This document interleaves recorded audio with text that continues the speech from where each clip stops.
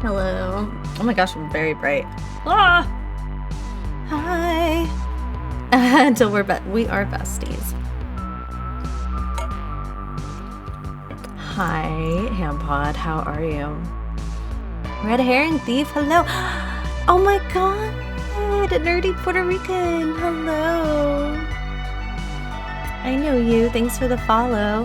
Why didn't the... Oh, I guess the alerts wouldn't have come up for that during the intro movie. Thank you for the follow. We are going to flush out some more Philly by Night today. I was having the big ol' ADHD like wall. So I took a little, not a nap, I took a little rest, a little neurospicy rest. You know how it be sometimes. So we have a bunch of really fun stuff to write out today. I have 3 games coming up. I have oh my god, am I a butt face too now? Thanks, Dan. Hello, butt face. We got 3 games coming up. We have another Anarch game. I've always been a butt. Yes! I have another Anarch game coming next week. And the first Anarch game coming up again, session 2. And then we have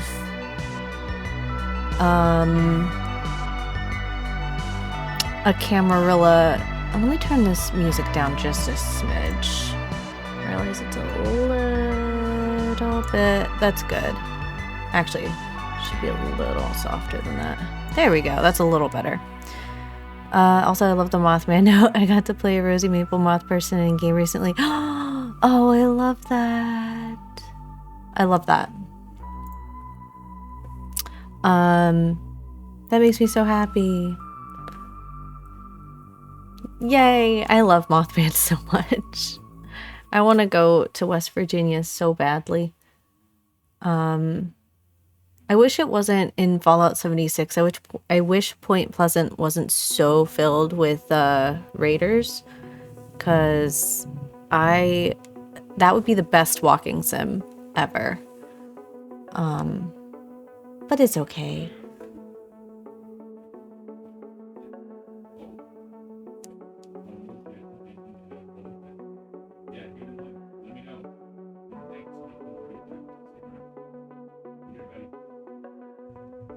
Oh, okay. I thought he was saying goodbye because he was done streaming. He is not. Their name is Parker. I love them. So I've got a bunch of stuff happening, and we're gonna kind of flesh it out a little bit, come up with a campaign, or come up with a session for our 2 groups. I think the second Anarch group is just a one-shot. The first one that we already did is a longer campaign, and the Camarilla may be a longer campaign if everybody wants to play again. But if not, then we'll bring out the Camarilla folks that do want to do a longer campaign. East Virginia, that is underwater and full of muscle mommies. I'm absolutely okay with this. And I have thalassophobia, and I'm okay with this.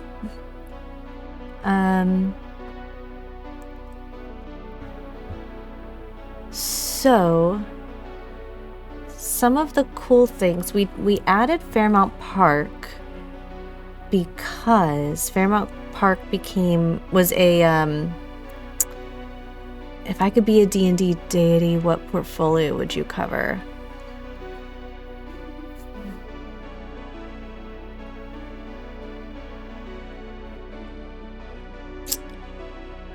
I want to say whatever one would be like a nurturing one. The ocean is terrifying. So I usually go towards like Demeter. If we're doing like Greek mythology, I'll be like, you know, goddess of the harvest, and but I can't swim, so there's that. No, that is unfortunate. Would you ever consider learning, or is that just like one of those things like roller skating? So D&D wise, I would pick something that covered like not so much healing, but like maybe family tie. No, like community ties, maternal nurturing or nourishment. I don't know, something like that. I think that's where I would go with it. And monster fucking. You just have to throw that in there. Hoping to try to learn, just gotta make the time. Ooh. Boldrai is the deity of community in the Eberron setting. I didn't know that. I had no idea that was a thing. Okay, so we have our Anarchs and our Camarilla. I'm gonna go in here. Recent sessions.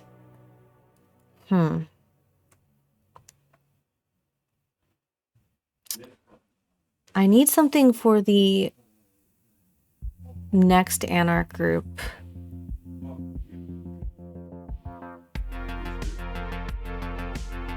I need something for the next one. Sovereign of Hall and Hearth.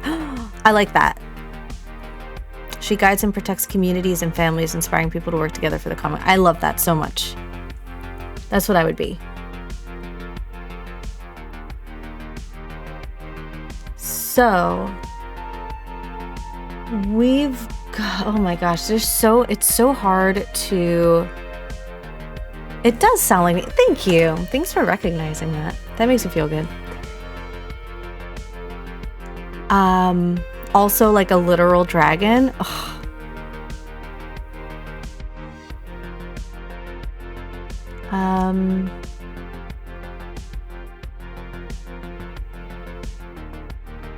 Now I want to look her up.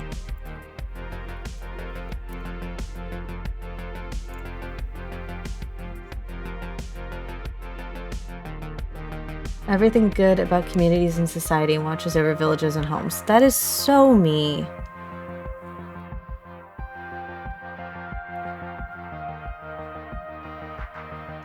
Wow. I want to go to Twitch or to Steve's channel really quick and tell him. Hold on, y'all can come with me on this journey.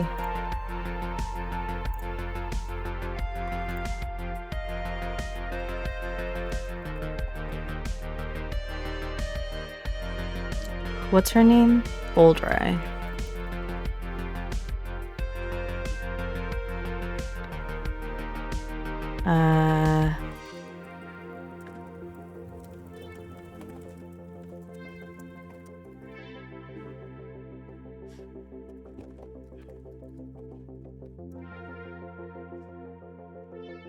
There we go.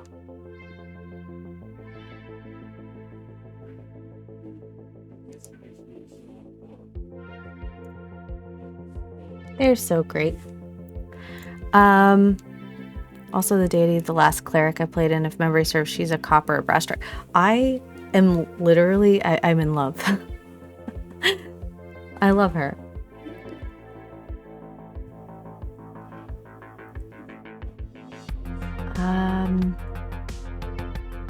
Okay. What are we gonna do with the Anarch group? Oh, you know what? I can do a back in time kind of thing before the...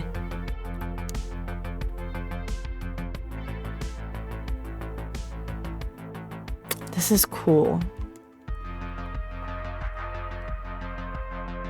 Yeah, I think we're gonna do a back in time thing. So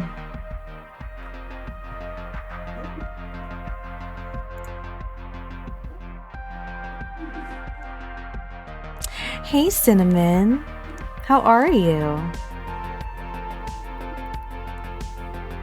How are you doing? Aren't most, if I have no idea. I'm not familiar with D&D settings as much as Dan is. I have no idea. I think it's on Tuesday. Yes.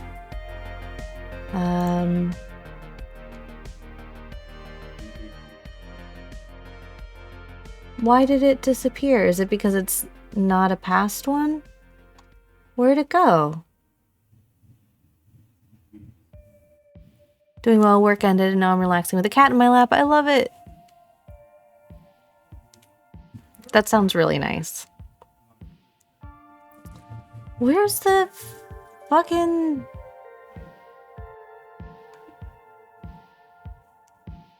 Hi, Daddy. Hello, On. How are you? I don't know where this went, and I'm wondering if it's because date, past month. Date. Ah.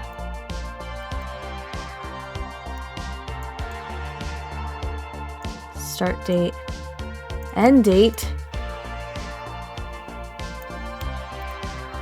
Is next. Aha. There it is. I'm doing good. I loved our game yesterday. Campaign. This is Philly by Night campaign. They're all Philly by Night campaigns though, so I should be a little bit more specific. We'll do Anarch one shot. Me too.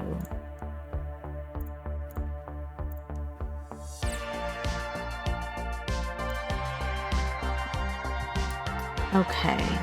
Storyteller. Why doesn't it give an option for me? I'm literally here. Players. It doesn't even give an option. Oh, okay. Chris. And Emma. And Robbie. And who else is in this?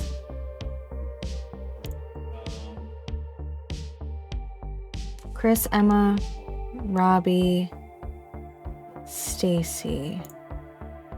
I'm gonna check in with Stacy.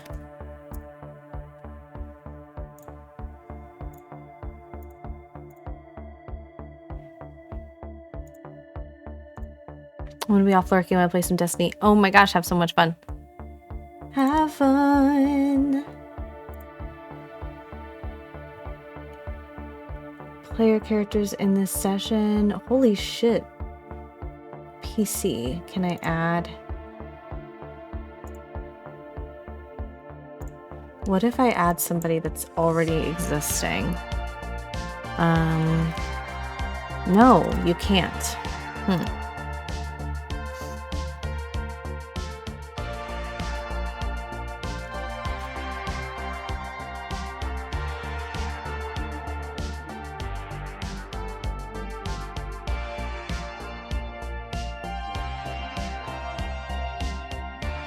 Okay.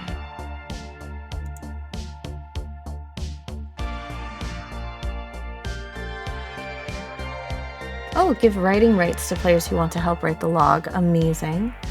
Change all the database filters to the appropriate campaign session values. All right.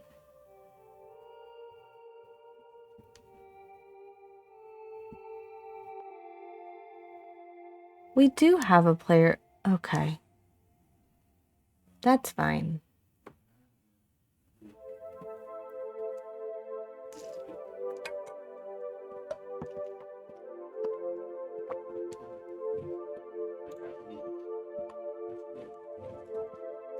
It's not there. Ugh, that's annoying.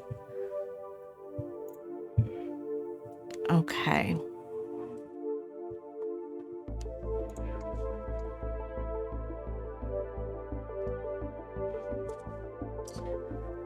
So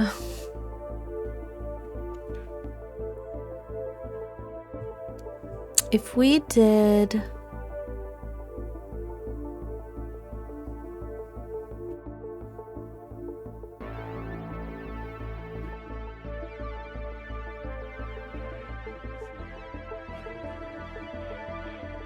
I think if we did something that happened a couple years ago, that'll be okay. It won't affect this. I'm wondering if we can incorporate it into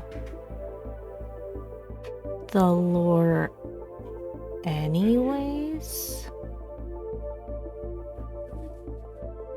What can the situation be? Like, I want to put them into a thing, into a situation. It was a search and rescue mission last time, so I don't want to do another one of them. We could do...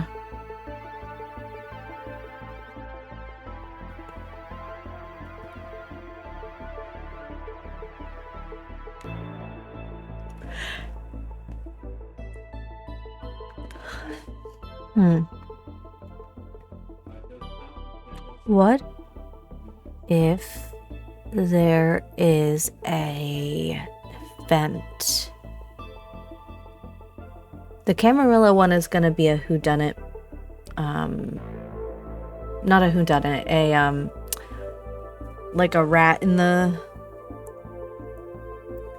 ranks, kind of trying to investigate who the rat is.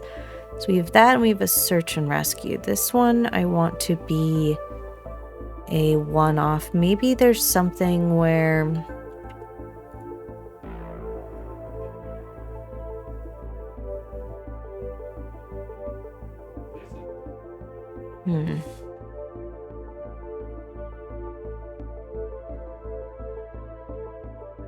maybe they have to interact with the werewolves.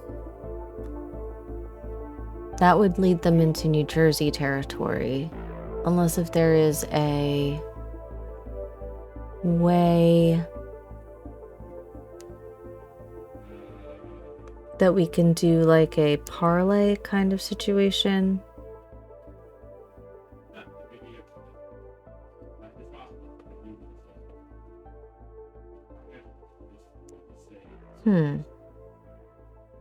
I'm not sure.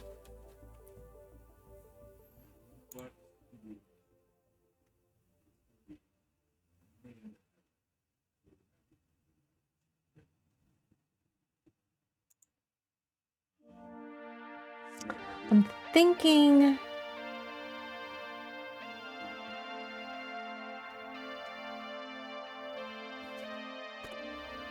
let me look this up. There might be like inspiration. VTM scenarios.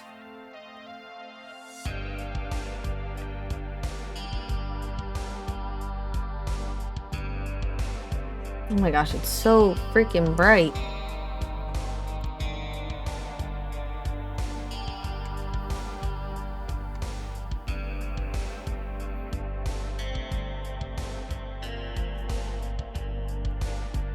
There we go. It's a little better. Let's see what we have. The player character finds a man beaten to death in the back of an alley. Will not survive until an ambulance gets there, even if one was called now. They have the option of feeding to ease his pain. Has revenge porn, finding the mortal responsible nearby who did it because the victim had posted revenge porn about them. Okay. The player characters find an abandoned baby inside a bathroom stall, and that's not great. The player characters come across an encounter of domestic violence. Ugh. There's a feral dog that the police are searching for, just killed multiple people. The player characters eventually find a ghoul dog that was guarding a 7-year-old thin blood with animalism. She has been killed by her neonate father and embraced, who then abandoned them in horror. The prince or baron will want both the dog and the child destroyed. Ugh. These are like really dark. The player characters are approached by a man with a very unusual request. He wants them to kill him. In exchange, you probably cannibalize some of the mission generators from cities with that number. I could.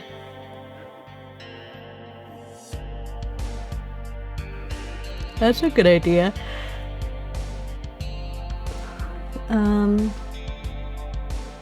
Severe medical debt, knows about the undead through his boss. He's a Masquerade breach and figures his blood might be worth something. Circulatory system annually actually will offer the PCs 50,000 for him and stiff the family as a citizen. No. It involves rolling dice. Okay. Send me a link. I will try that.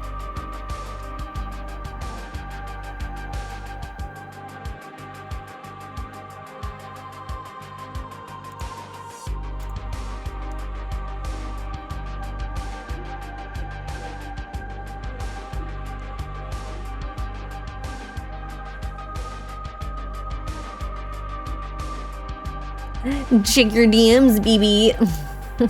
Hold on. Thank you. Oh my god. Fuck yeah.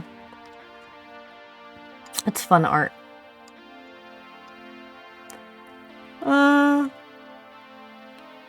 Creating schemes. How to create a mission. I don't want to throw up after typing that. You're awesome. Okay, 132.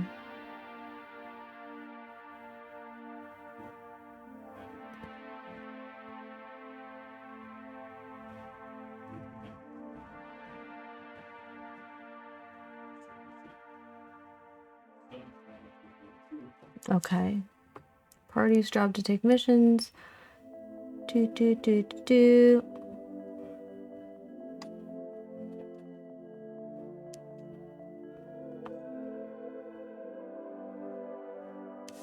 So these are going to have more of a cyberpunk bent to them, but if you're working with a more modern cityscape, a lot of the core drawings from this can apply. Fuck yeah. Okay, so I have my D20. Let's see what our scheme goal example is. I'm gonna skim through this. This is a 9. Subvert a rival. We could do that. Subvert a rival, bend a local rival or competitor into somehow cooperating with the schemer's own purposes. This may be a matter of bribing them to cooperate, tricking them into thinking that their goals align, or subverting members inside the organization until they're willing to betray their original superiors. Okay.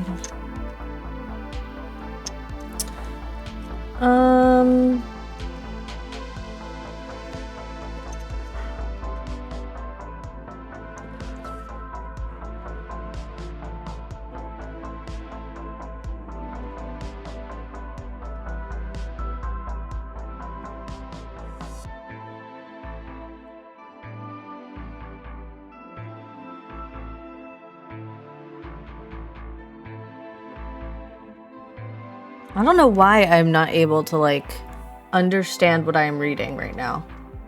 I think it's because I'm really tired. Like, let me go back here really quick.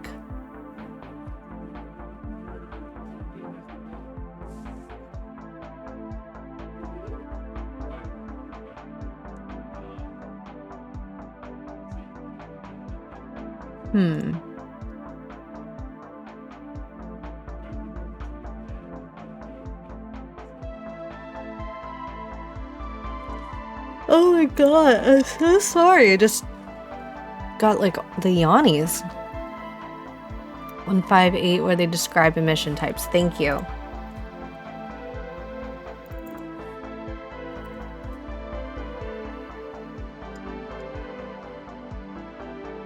Okay, D10. I only have a D20, so we'll just do... Okay, it's a 7. Scouting, recon work on a site or a group. Okay.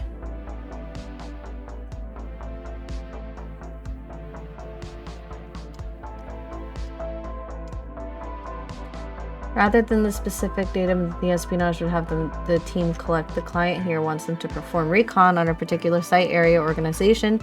Maps, membership lists, diagrams, list of forces, and other practical information must be obtained. Okay. Why can't they just go there? Let's see. I don't want to roll for this. Let me read some of these. Surrounding areas too dangerous. Hostile group there is keeping them out. If I do something with the werewolves, that would probably be it.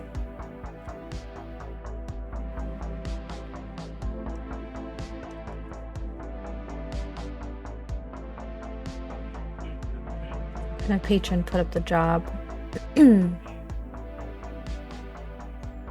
It could be an anarch gang looking to expand their turf.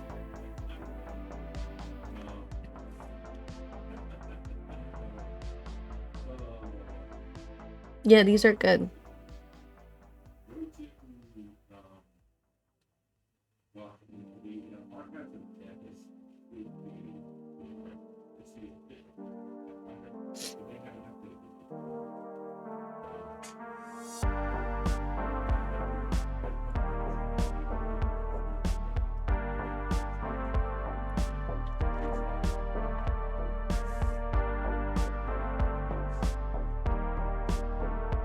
You are the best.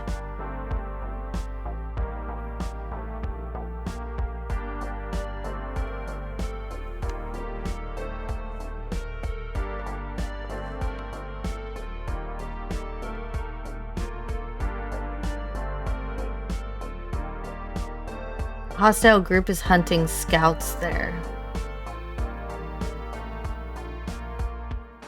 I like this. What if...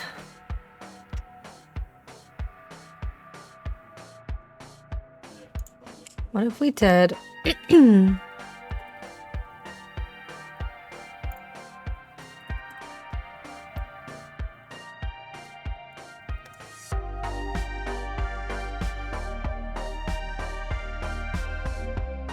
Alright, so here's Fairmount Park.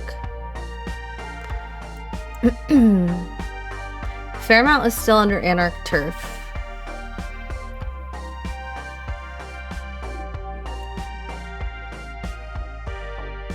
Dude, I could incorporate the zoo.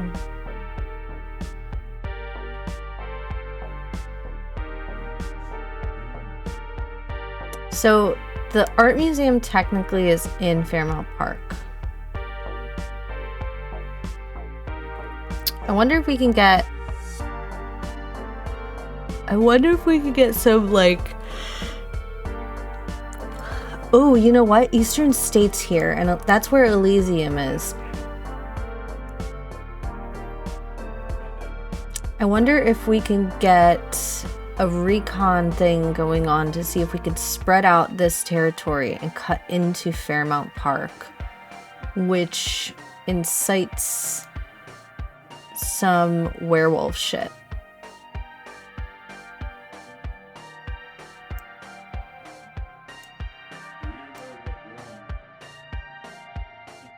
That might actually work really well.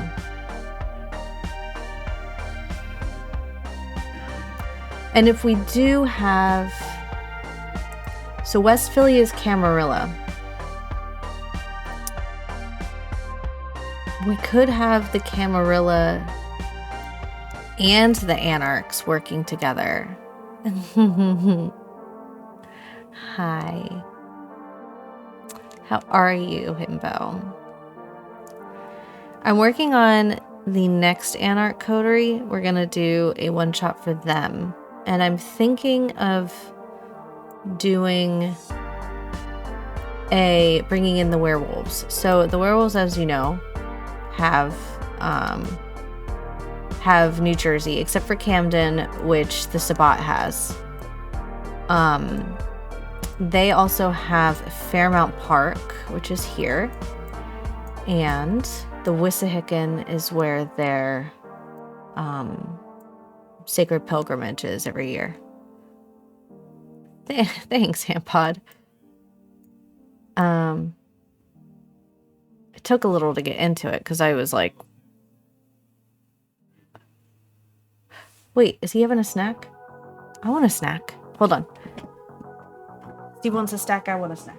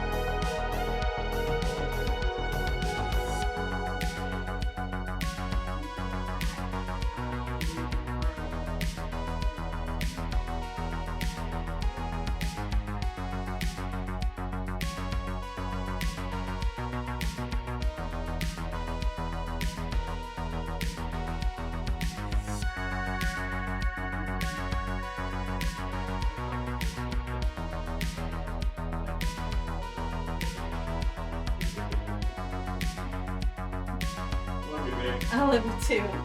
Alright, my chat. I'm back. I wanted the snack. I got the snack. I made myself the snack.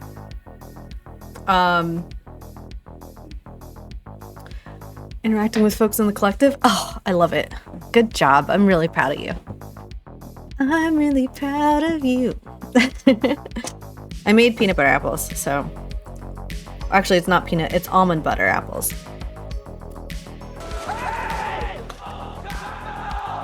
Thanks for the gift, Sam.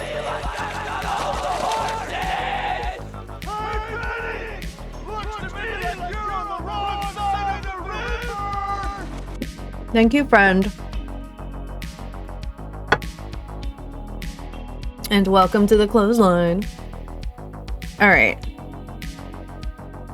So.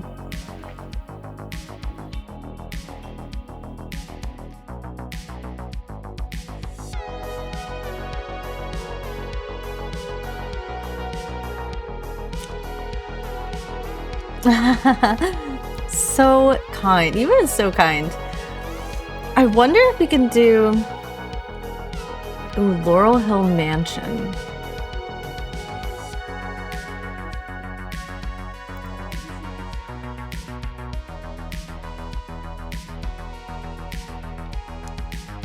Why do I feel like a fucking Toreador would live in this mansion? Can you load, please? Why? It's just not gonna do it. It's like it's President's Day. I'm not working.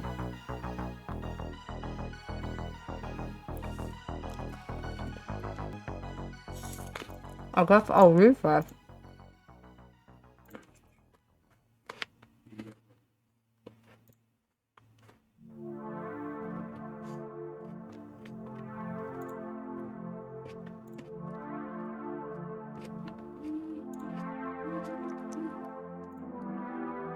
There we go.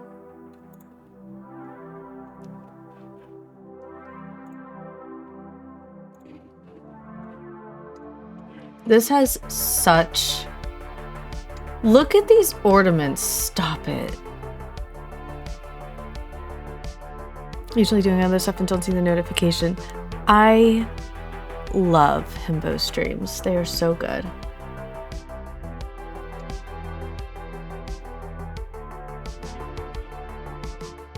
It's such a pretty house.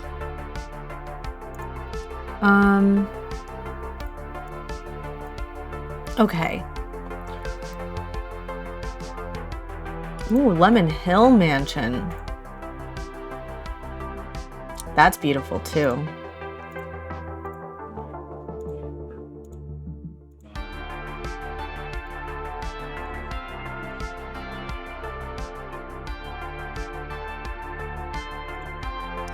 So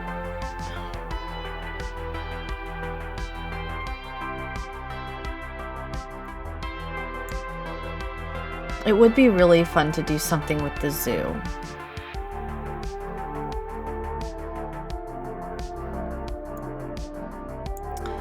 Okay, maybe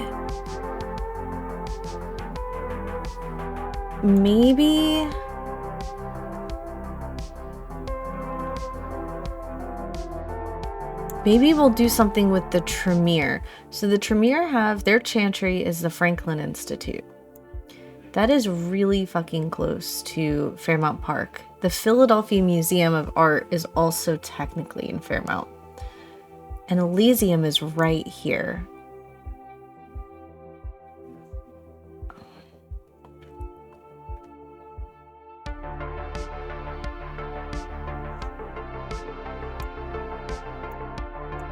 I'm really kind of interested in doing something with like territory, like a turf war thing.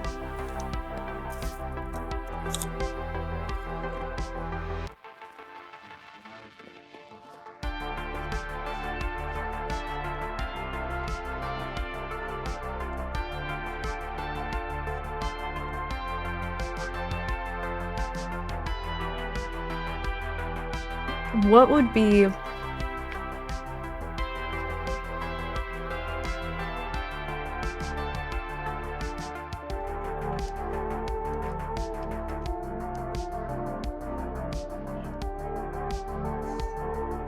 I wonder... Ooh. So let me look into the Tremere really quick. BTM Tremere. Have an idea.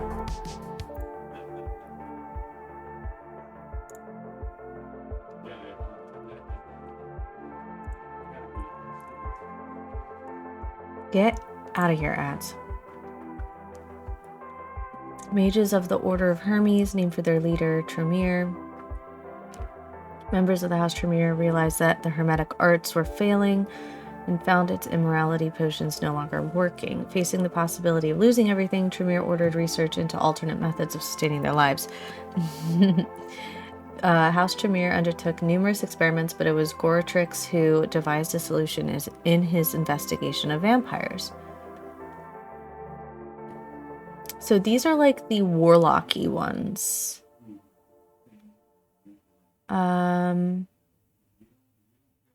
Okay. And the warlocks stand as a pillar of the Camarilla and are one of its main defenders, despite the fact that they exist almost as a subsect. Some even go so far as to consider themselves the evolution of vampirism, citing their extreme versatility of blood magic and lack of a true clan curse. The Final Nights have many things in store for the Tremere, however, and the more powerful they grow, the more their enemies gather, and in their bid for power, the Tremere have accumulated more enemies than most. What if they want to take over the art district, the historical district?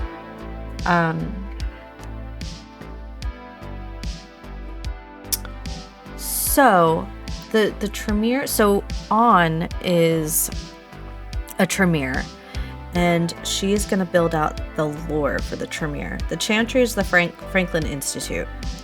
She is going to maybe include a library, which there's a library right across the street from them.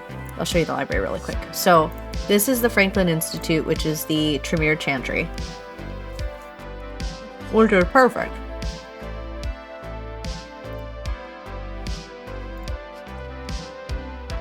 Right across the street is a potential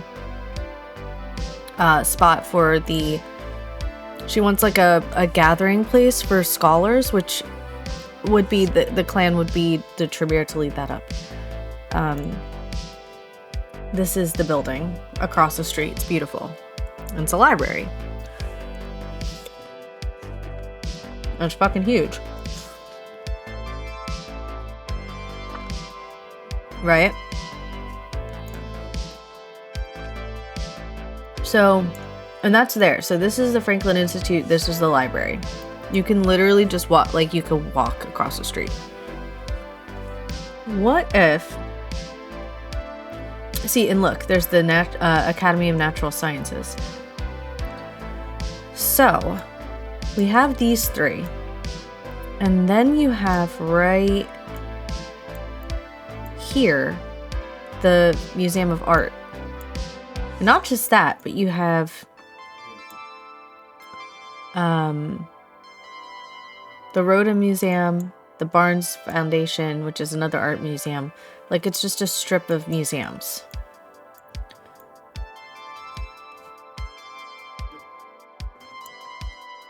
Now,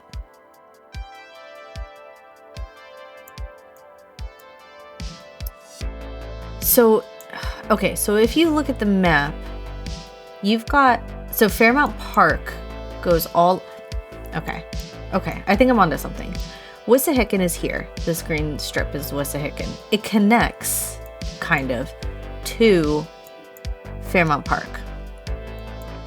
So if you go all the way down, you technically have strips. This is like a highway that goes, it cuts a little bit beneath the city block, 676 right here, and then it pops back up. So this is level with the city. This is underneath the city, just to cut across to West Philly. So 676 is what connects West Philly through Center City to New Jersey. What if the werewolves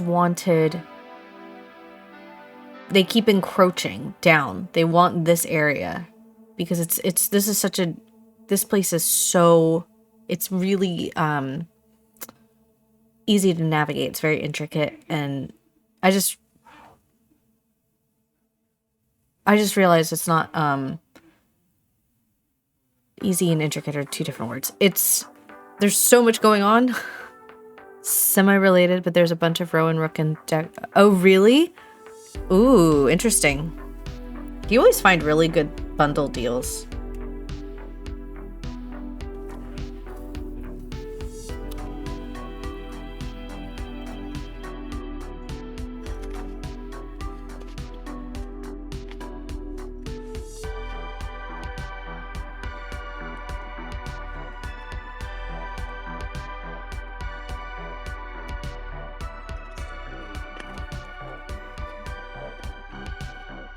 So, this would affect West Philly too, because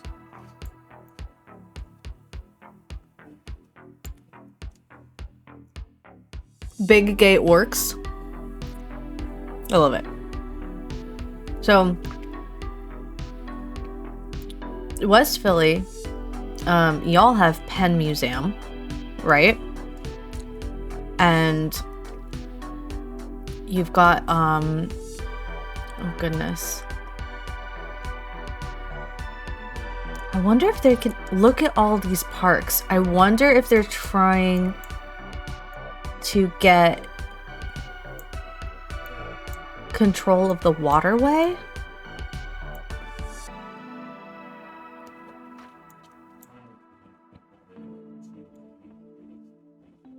Oh. What if they are going through here from the Delaware to the Schuylkill, and then they come up and they don't get noticed, and then they hide in the woods. So they're in Gray's Ferry, Crescent Trail Park, and the Woodlands, and Penn Park, and Schuylkill River Park, and then they come up here, and this is how they get to Fairmount Park and to Wissahickon. That makes so much sense. Okay. Did you like that song? I like that song. God, this is such a good... I want to do this very carefully. I want to do the turf war correctly.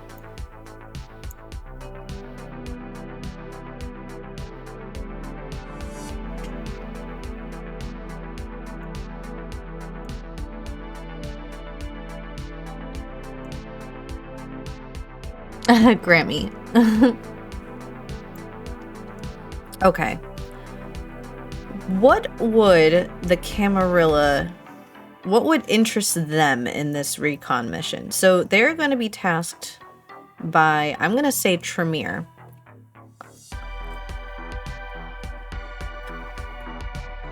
Oh yes, the Schuylkill River, because fuck you for trying to spell words.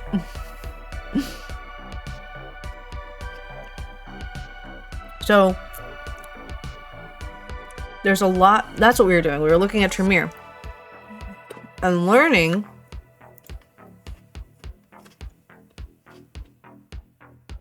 sorry for the food sounds.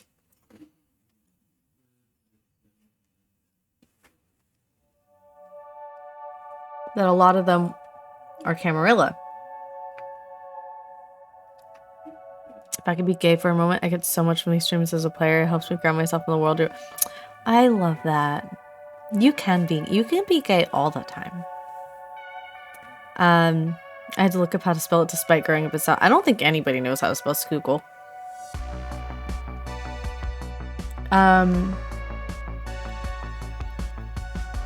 So if On creates a Tremere Elysium, which is just a fucking boys club for Tremere and who they consider smart, it could be a mingling place between Camarilla and Anarchs, which could be really interesting for political intrigue. And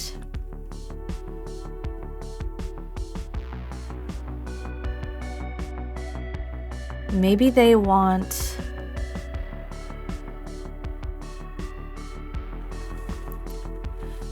What would be the motivation for...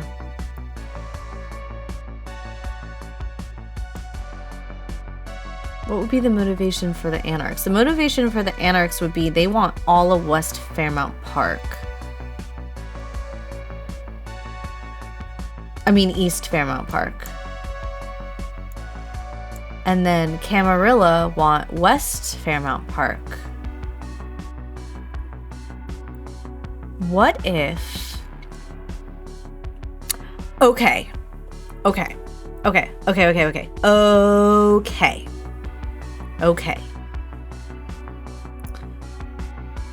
The werewolves want... Their cairn is up in the Wissahickon because it is a sacred pilgrimage, is a sacred meeting place for the werewolves. However, historically, they also hold dominion over Fairmount Park. What if a rumor is going around that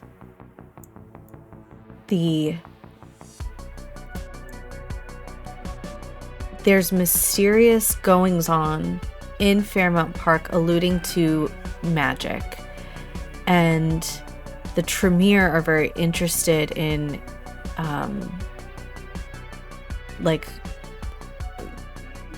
they're warlocks, so they're interested in blood magic. What if this is a place that's like a hotspot for something to do with that? Oh yeah, there's fucking mages! I forgot there's mages in World of Darkness.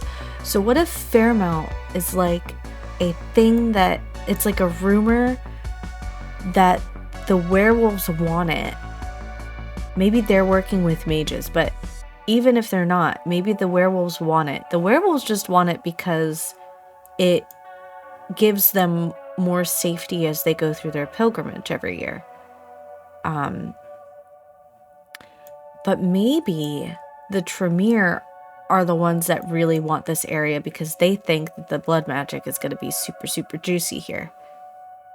Ley lines converge at this place. Yes! And because, so for a while, the Tremere, they split between the Camarilla and the Anarchs. So the Anarch faction kind of comes over here and they hang out here. The Camarilla hang out down here in the university area. But they meet at this meeting place that On is going to create. And they just start talking about this.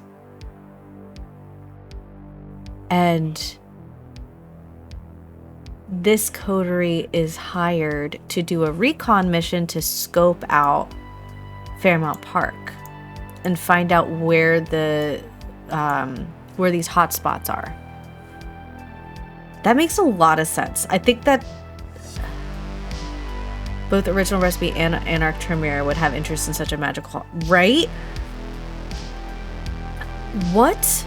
Let's learn about the history of Fairmount Park. Because last time we did this, we got really fucking lucky with the way history, like natural history, played out.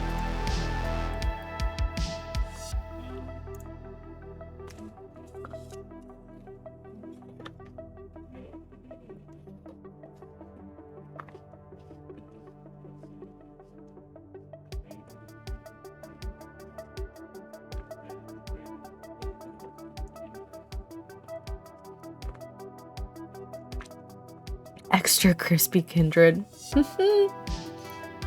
Okay. So before 2010, I didn't know this. The Fairmount Park system included Wissahickon. History. It's Philadelphia's first park.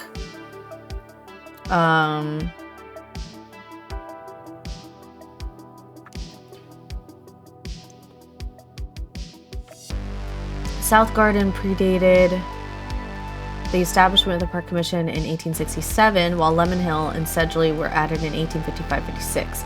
After the American Civil War, work progressed on acquiring and laying out West Park. Okay.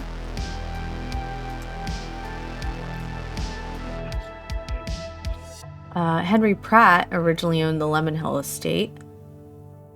Purchased by the city in 1844, the estate was dedicated to the public by city council's ordinance.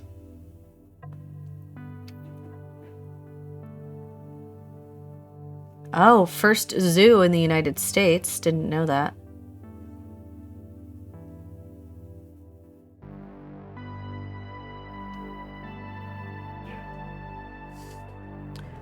This is interesting.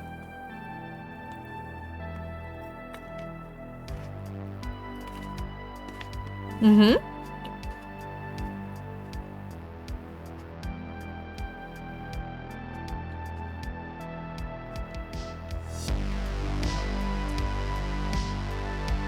Look at all these old houses.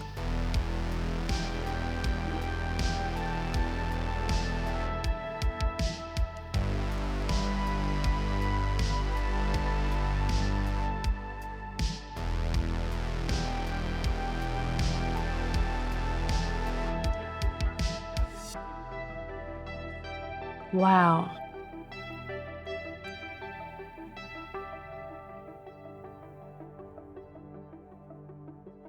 Jesus, these houses are freaking beautiful.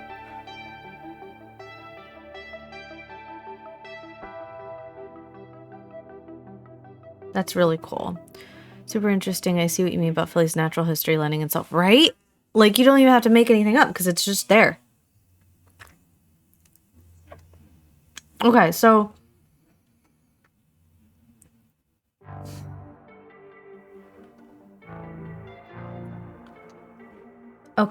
the park commission was established in 1867.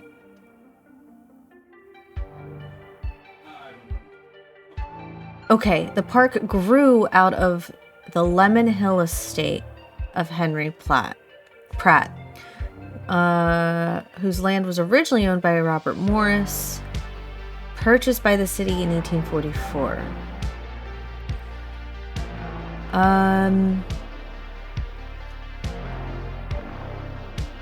Okay, so let's go with...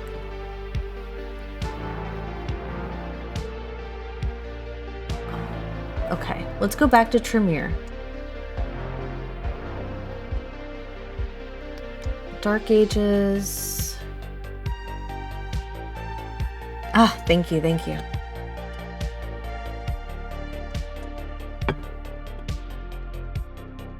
Tremere were entrenched in many Cainite courts, their services as mages making them indispensable to princes across Europe. Okay. A vicious propaganda campaign painted the Salubri as infernalists and soul stealers, granting them some credit, and even those who knew better largely sat back while the Salubri were hunted to near extinction.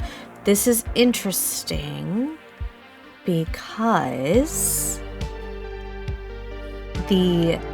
remember the Elysium, the official Elysium, is Eastern State Penitentiary, which is run by Salubri. Salubri are very, very close to this Tremere hotspot. That's a very interesting, uncomfortable thing as well. I have so many of these fucking points. I'm just realizing this is amazing.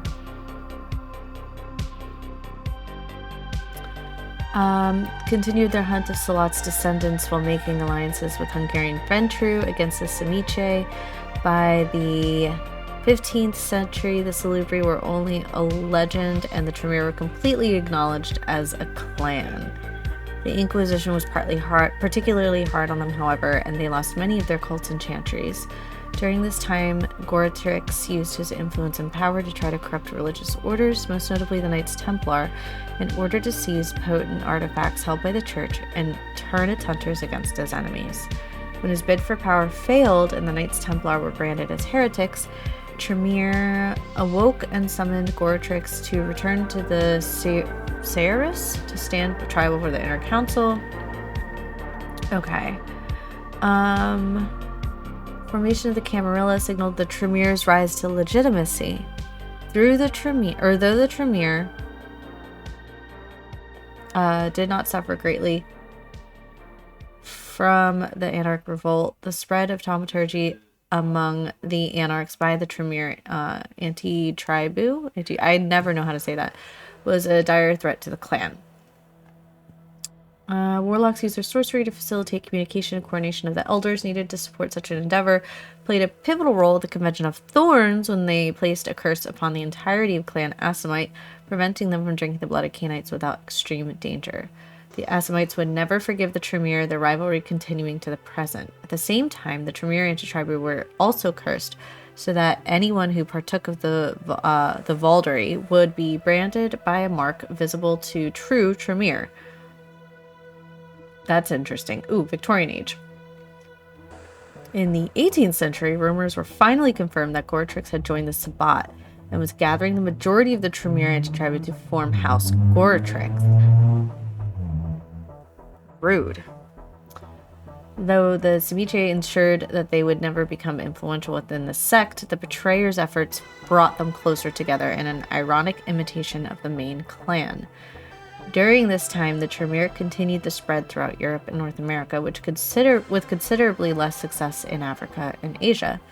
Despite this expansion, the clan maintained its hierarchy, and the web of communication leading back to Vienna and the Inner Council steadily grew. I want to learn... I know we've been talking about African influence in World of Darkness. I also want to learn more about... Oh, speaking of, I want to learn more about Mexico.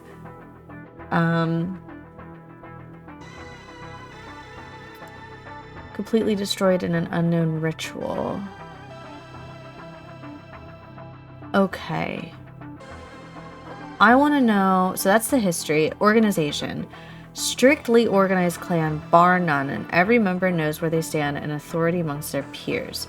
This creates the illusion of total unison and cooperation for other Canaanites who rarely know anything of the Tremere hierarchy or inner politics. Their founder and namesake, the nominal antediluvian Tremere, sits at the top of the pyramid and supposedly directs the entire clan, though very few have ever seen him or witnessed his hand in action. I've played a Tremere more than any other clan, and I'm obsessed with House Karna, the chaotic feminist witches. They're a fun clan to play. Excited to see On turn it out. I know, I'm so excited. I should give this to On. I don't want to give her too much stuff though. I'll just tell her about it later. Secret societies. This is fun. So, pyramid teams with conspiracy since the creation of the clan and the feud between Goretrix and Netrius. Many of these societies are tolerated as long as they do not threaten the foundation of loyalty to the clan. So, known and accepted societies are Astors, Brothers of Absinthe, usage of certain drugs to elevate their consciousness. That's pretty cool. That's fun.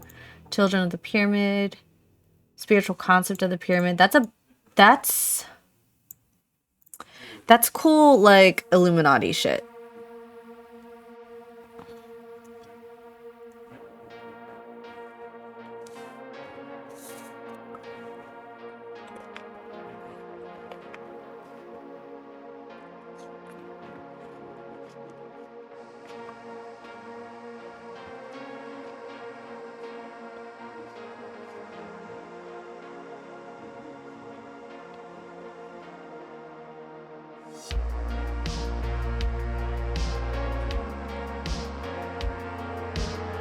Yeah.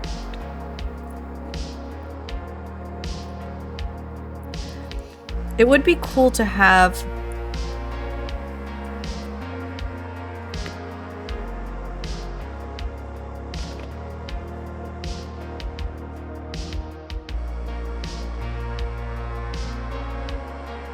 Ooh.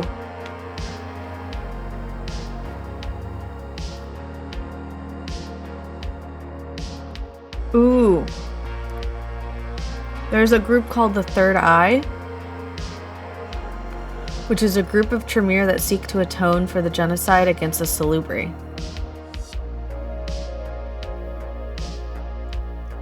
feel like that would be a thing.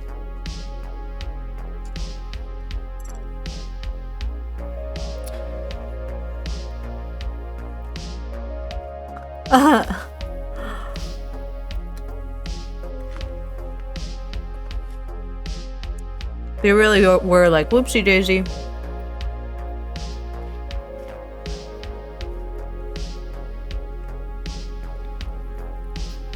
There's your house, Karna.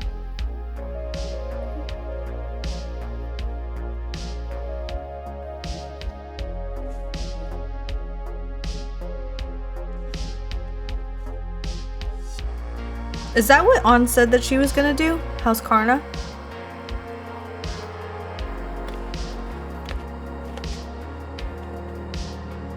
Fucking do it, Cinnamon. And then invite me to play.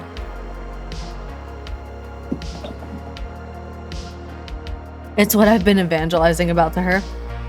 Amazing. Okay.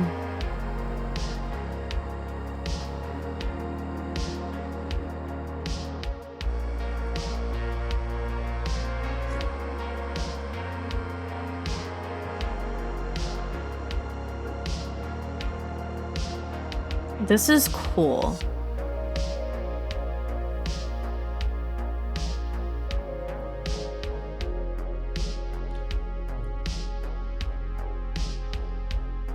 I thought this, oh my god, I read this as televangelic Tremere.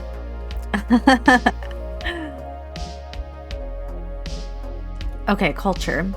Clan has fostered the image of an authoritarian society ruled by a stifling hierarchy.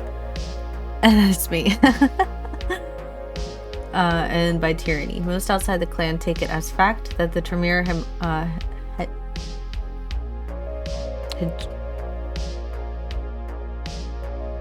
shut up. I could say this word. I always misspell it or mispronounce it.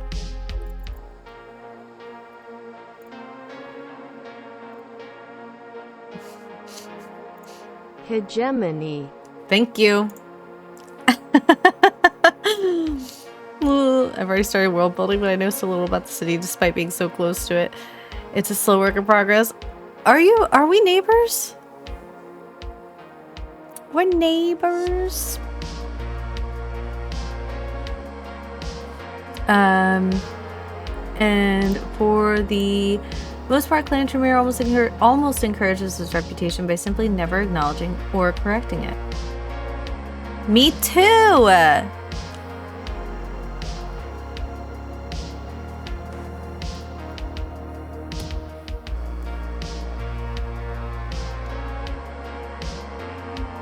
Me too!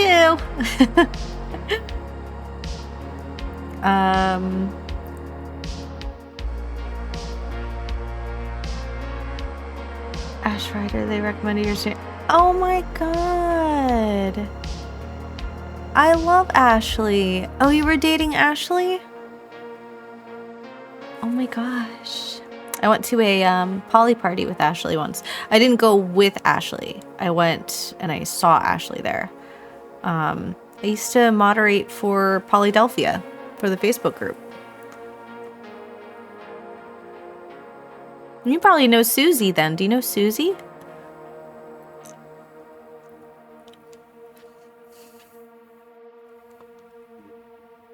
I bet you know Susie and Keith and Martisha and Andre.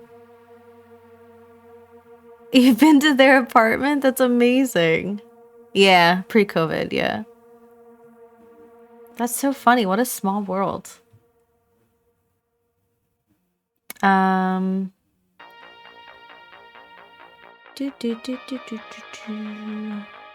Okay.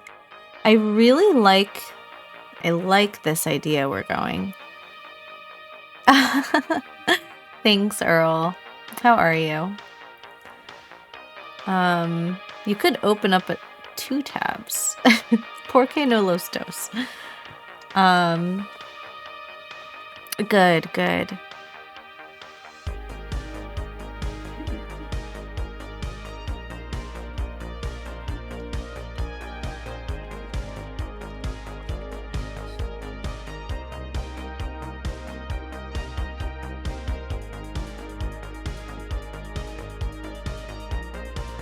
drank the blood of the inner council of 7 through a ritual called the transubstantiation of 7, bringing them one step towards a blood bond to the clan's leaders and ensuring some degree of loyalty to their peers.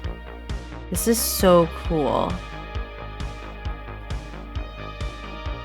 As the world of darkness progressively diverged from Ars Magica's medieval Europe, certain elements of the backstory became problematic. Okay, what were they? What were the problematic parts? Work my butt off today, Photoshop pics and a cook on the grill, business crap with banks and CPS. That would take the fucking wind out of my sails. Yeah, I don't blame you.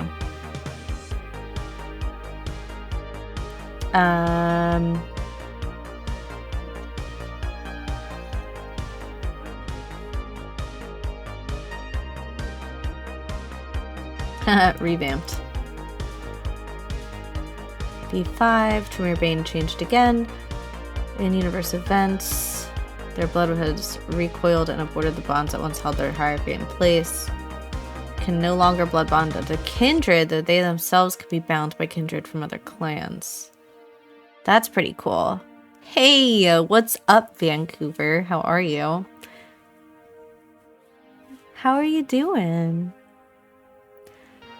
We're learning about Tremeres right now. Hey, thanks for the follow, friend.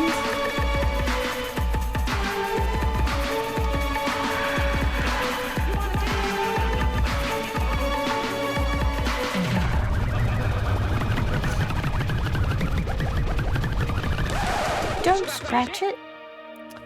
Welcome. So I have an Anarch game coming up. It's a one-shot, and I think I'm going to make we're kind of building out what we're gonna do with them, and I think we're doing, this is the session, Anarch one-shot.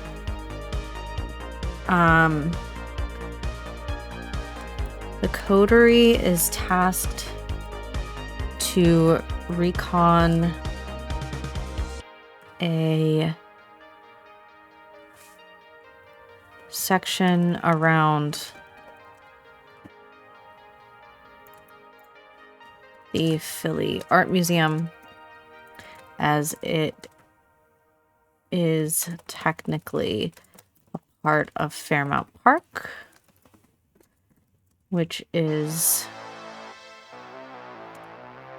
historically werewolf turf. Currently, only the Wissahickon is official werewolf territory, although they are trying to reclaim their reclaim Fairmount Park.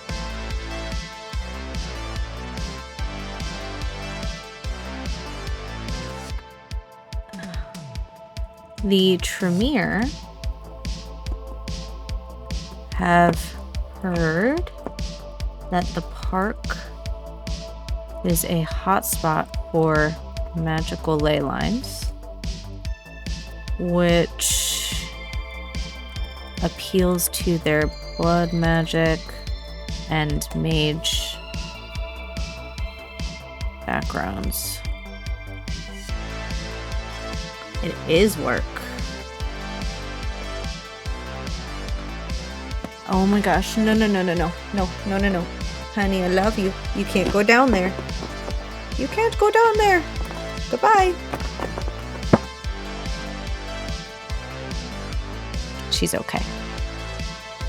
She jumps up, and I don't mind that she's here, but then she comes down, and she slides in between the chair and my back, and then she folds underneath and does like a somersault in, and like digs in, and I can't get her out. Not digs into the chair, but like just, I have to actually physically get up and remove her, so just push her off.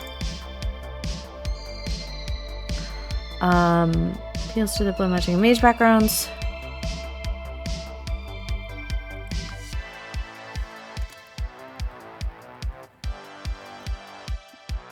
They have been setting up Tremere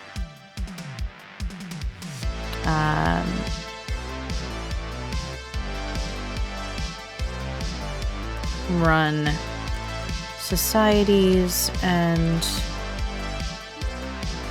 organizations in the art and museum district in both Anarch and Amarillo territory.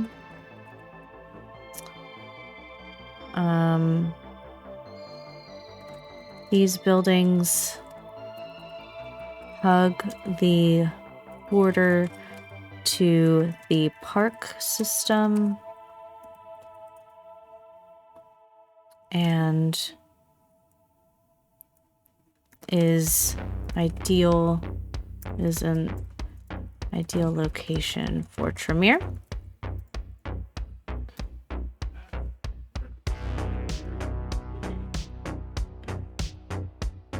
So, if we have the Anarchs, what if we have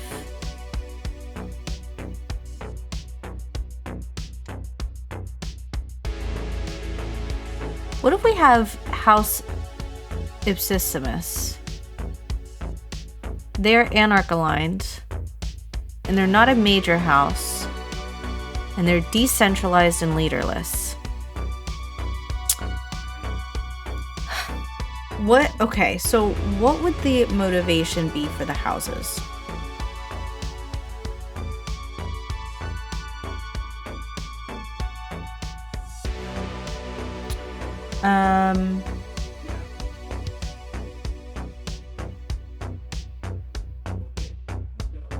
I would think that House Tremere's definitely is a popular one. We'll do House Karna is like in between. So House Karna kind of like hops the river. House Goratrix is over on the other side. And House Ipsissimus is on the right. House Karna probably appreciates the natural magic of the park. House Ipsissimus probably... yeah.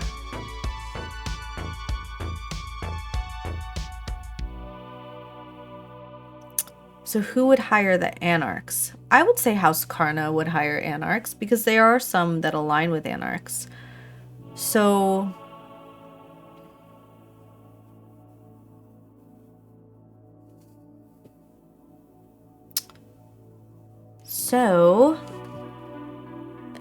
Philadelphia history of paganism.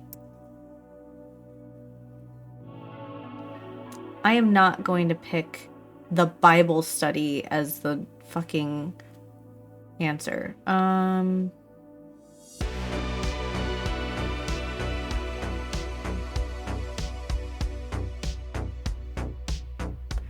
It was a city known to be for freedom of religion.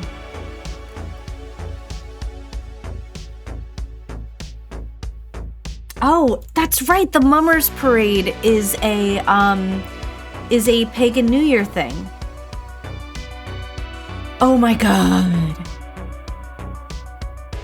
Okay, so the word mummers derived from momus, an ancient Greek personification of satire and mockery, a character role written into plays Sophocles, Aesop, and others. More recently, it comes from the British and Celtic tradition of mommers or mummers, when men would dress in colorful masks and costumes, usually pantomime-inspired cross-dressing, and visit their neighbors demanding alcohol or soup in exchange for a skit performance for the winter solstice. Oh my fucking god. These traditions began in Britain, Ireland, and across Northern Europe. While the tradition has died down... yeah, fucking this is House Karna. During the American Revolution, Philadelphia's mummers were in full enough swing for George Washington to declare the activity as a New Year celebration all 7 years he lived there. By the 1860s, a parade gradually became the norm, a byproduct of the growing number of individual groups being created. Look how fucking fun this is. I love the Mummers Day Parade. It's so fun. They're so goofy and colorful.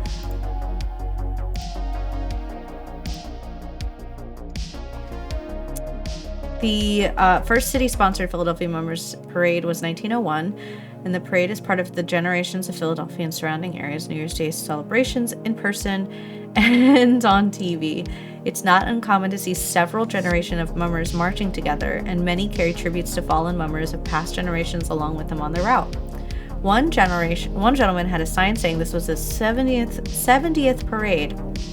Oh my God.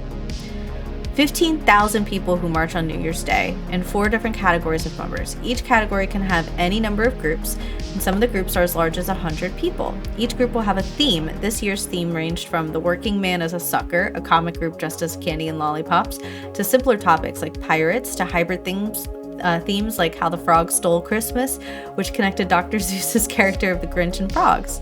The first of the 4 categories is the comics, an homage to Momus.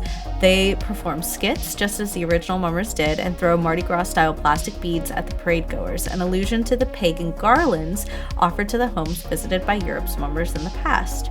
The second group is the fancy division, and they too dress to a theme, but often include a float as well, and their own musicians. A holdover from British pantomime performances, where men play women characters on stage, this group is often called the wenches. Groups wear dresses and carry matching umbrellas.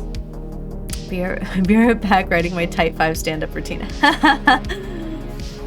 Groups wear dresses and carry matching umbrellas as they perform some signature dance moves, such as the Mummers Strut, and songs such as Oh Dem Golden Slippers at intervals along the parade route. Okay.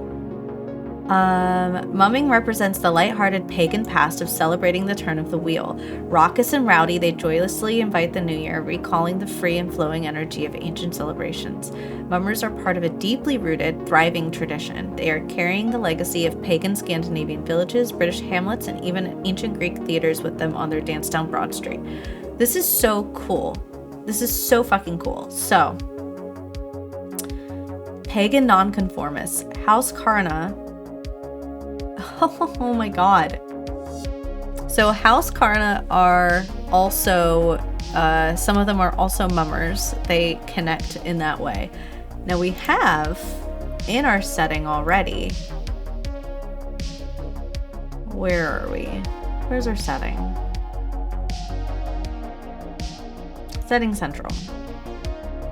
We have the Mutter Museum.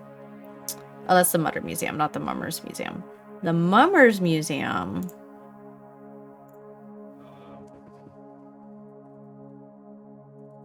is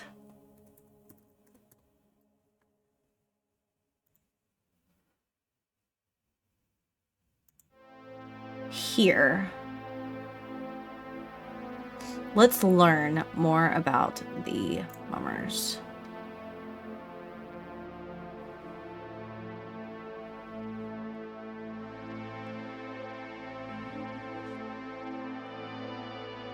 This is so fun. Look at them.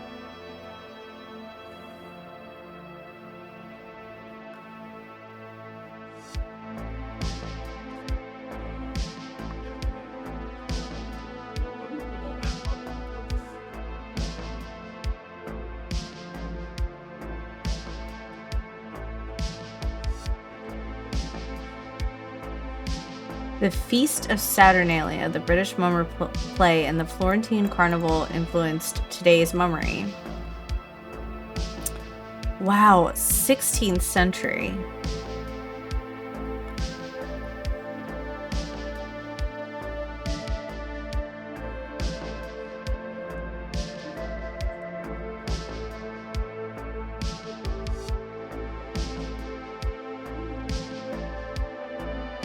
This is so cool. Okay. Bye, bitch. And enjoy. Oh, I hope she has a good day with you when you pick her up.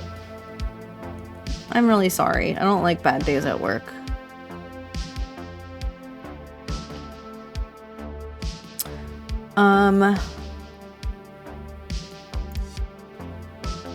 So House Carna.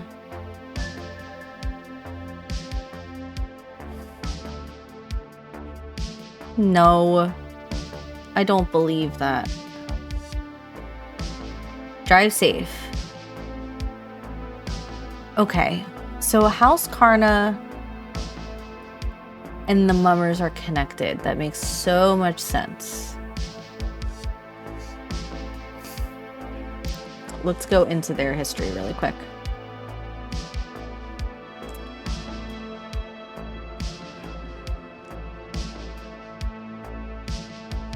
Prime Chantry in Vienna. Okay, so they've been around for a bit. And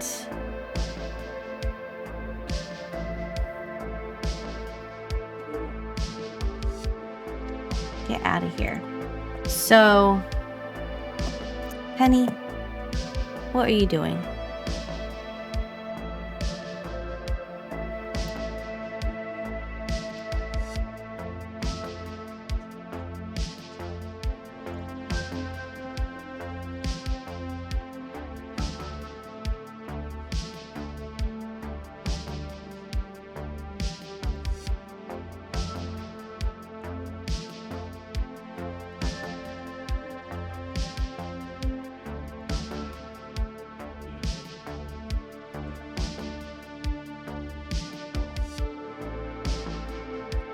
Okay.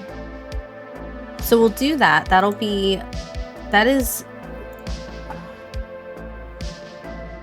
definitely not you. Not you. So Tremere want Fairmount Park. Let's go into Fairmount Park really quick. Text.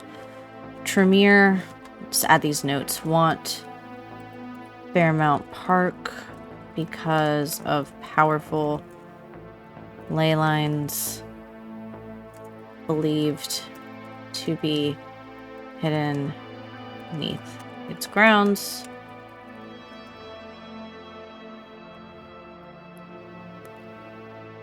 Tremere own several academic and university buildings in West and museums in Central. They have a chantry in the, what's it called? Franklin Institute, but want to take on the art museum, which is technically within the Fairmount Park borders.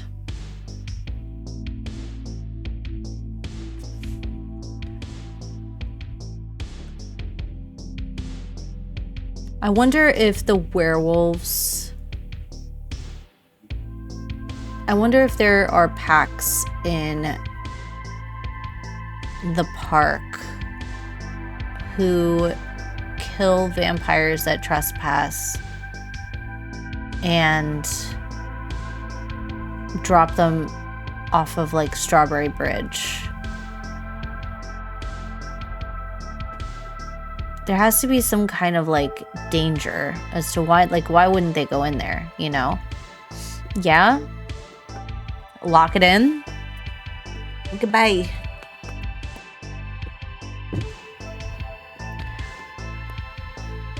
Okay.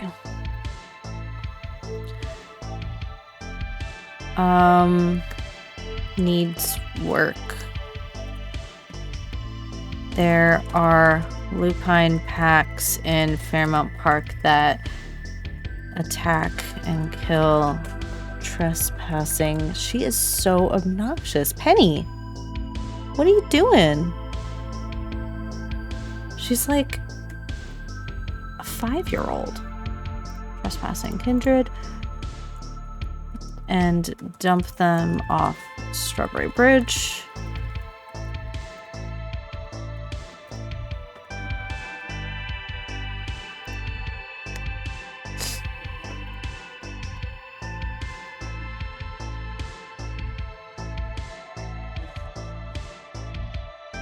Penny.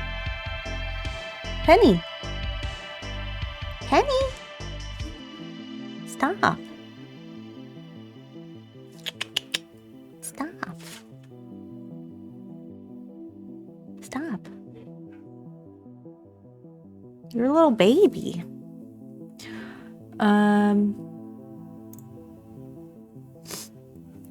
How is Steve doing? How's he doing? Let's check in on him.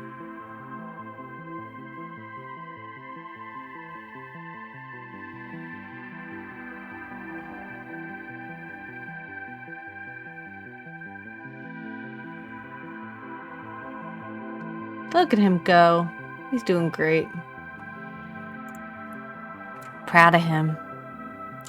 Okay, so we have a thing for Famo, and that's gonna be fun for them.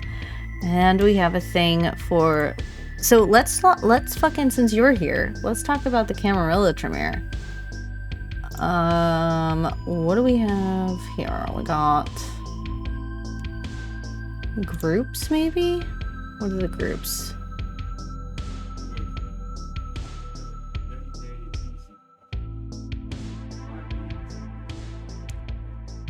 Speaking of Steve, what? What?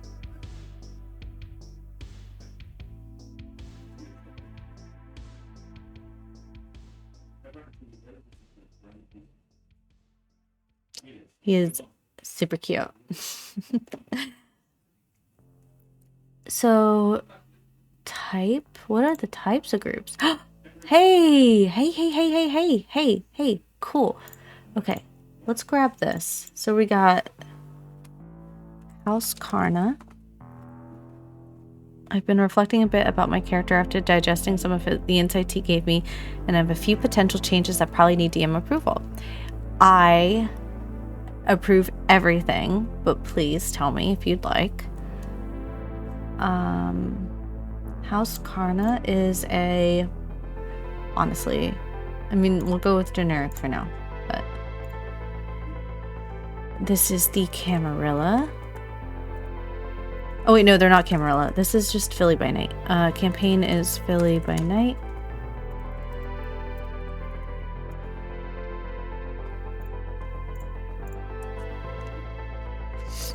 Kindred.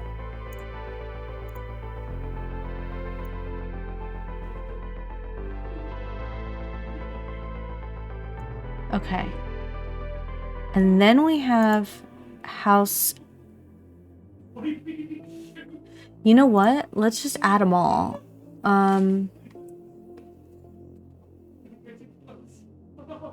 So House Tremere and House Goratrix are Camarilla. House Tremere.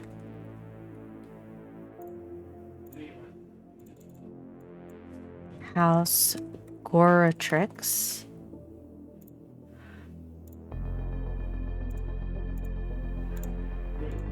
Oops. Not a coterie group.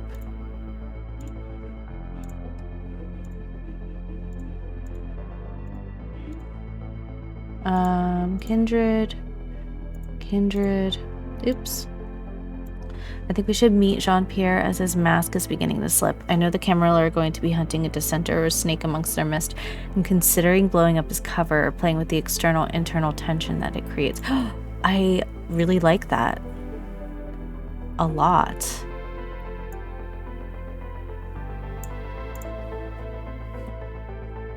Fucking, like, write up your goals there. That will absolutely... Write up your goals. Like, what is your end game? What do you want, like what's the... like, a loose chronology of, like, what you want his timeline to be like? And I'll fucking make it. I will make it work. Easily. House Ipsissimus. This is such a fucking weird word. House Ipsissimus. Groups. Philly. Kindred. Great. Okay.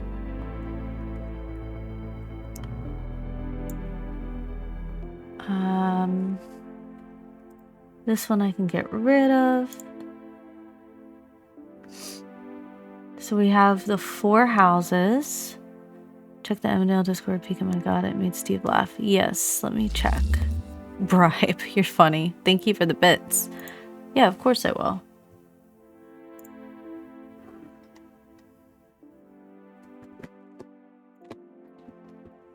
Goodbye. Hack.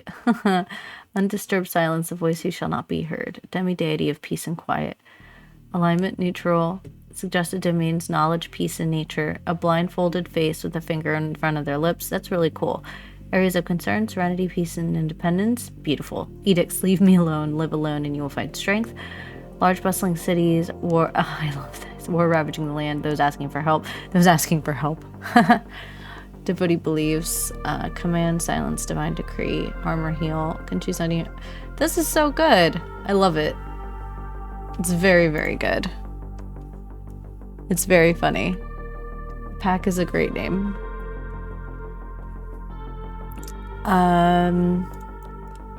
So we have the, it's like, why a long, yeah, why a longbow? Because if they get too close, then they get, that's beautiful. It's so good.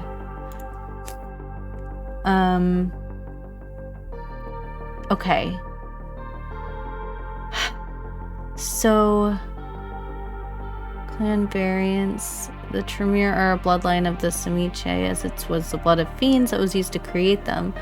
Regardless, there are no bloodlines of Tremere in the modern Knights, as the clan's uniformity does not allow deviations. Ooh. I am working on Vampire the Masquerade. This is our Philly by Night campaign. That way, instead of a narrative hook being his secret identity unto himself, the hook is that we meet his character struggling to maintain a facade he didn't want in the first place. ADHD aside, one of my favorite things about this character is his relationship with Annalie. He feels this genuine sense of connection and sincere interest from you, but it's those exact sentiments that lead him to being targeted by Amelia, and so their relationship reflects this tension. I fucking love it. I cannot. Do you want me, Himbo, to play the NPCs, Annalie and Amelia? Yeah. No, I got the PAQ. That was really funny. Oh goodness, I will do my best. I love it. Justin, hi Justin. How are you? You have to mind your P's and Q's. It's so funny. Bueno, bueno. Yay. We're working on the Tremere area for the other Anarch one-shot happening next week. Hi. Hello. So we got a couple things going on, and it's gonna be really fun. Yeah, it's got werewolf involvement in it, so that will be really fun too. I don't really know enough about the werewolf side of things though, so I will have to maybe work into that. Oh, that's right, I wanted to look up the Mexico City stuff, because Mexico City might have something to do with Atari's character, because Atari's character is the Mexican consulate in Philadelphia.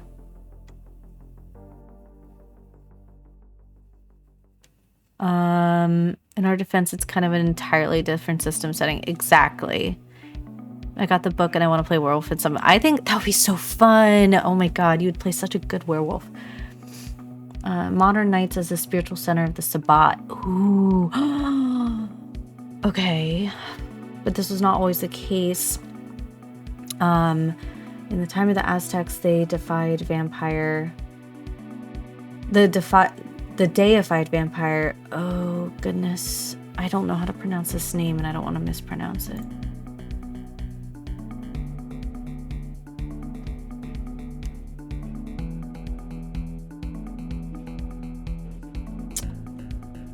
influential supernaturals of the American continent lying in torpor under Mexico City. This is so cool. Wow. He's 8 feet tall. He's the Aztec god of war. Is he still in torpor? He might as well be effectively a demon in a vampire's body. This is so fucking cool. Great deal of inconsistency about the figures. Teach us more about this. This is the other Camarilla Toreador, right? Wait, who? The other... Oh, yeah, the other Toreador. Yes. He's not this character, though. Atari is gonna play... What did he say?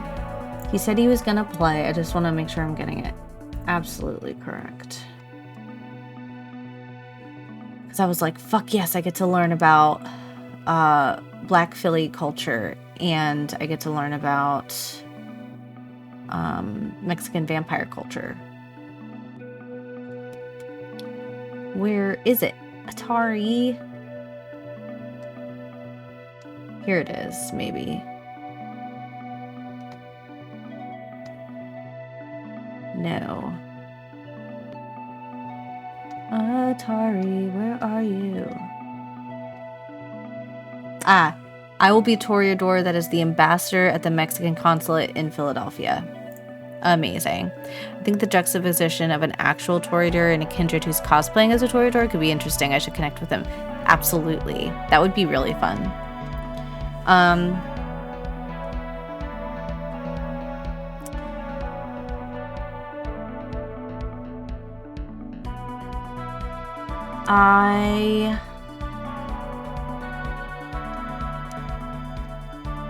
I love this table, by the way. We were talking about inclusion yesterday during the Night Witches game. I saw people talking about like the Tuskegee Airmen and having a black writer create that game or write about the Tuskegee Airmen. And I know the conversation sort of went to threads also with you and Justin talking a lot about inclusion at the table, and you, Himbo, saying that you've never played a game at the same table with another black person. And then I think it was Justin who said something in one of your threads about how BIPOC people have to, it was one of you two, have to work harder and than white TTRPG creators. And I've been thinking about it all day when I was thinking about the Camarilla table. I know it's like, this isn't like, you know, toot my own horn or anything. I'm genuinely really happy that this table is so inclusive. It's like the most natural, like, I don't know, it just fell into this sort of like really cool melting pot of representation. So like, I don't know, I just really like it. Like Femme Fatale and Juicy Garland and you and Atari is like really, that's so fun. That's so cool. I love that. It's super diverse, and it really speaks to like small city culture. Like Philadelphia is very, very diverse. So I think it really represents the city more than any other table I'll ever be able to put together. And the other Anarch table, the one with Steve and On and Virgo and you, Justin, is also super diverse. Like, I love the inclusion of like non-binary people, and it's so fun. And I can't wait to do that more, like to have more tables like that. It's gonna be awesome. And I definitely would love to, I think Emma was talking about this, would love to produce or like do behind the scenes work and support Himbo, to your point, in all black table or a all BIPOC table, or, you know, like it would be so, that would be so, such a good work. Like, I don't know. I'm getting very into the weeds here, but I think it's super important. And honestly, this is super this is so interesting, going into like deep diving into not just like the typical, you know, European history of vampire. Why does it have to be European history? Like, why can't, you know, it's a world of darkness, so the fact that they have so much fleshed out is like really encouraging, and I like learning about this so much.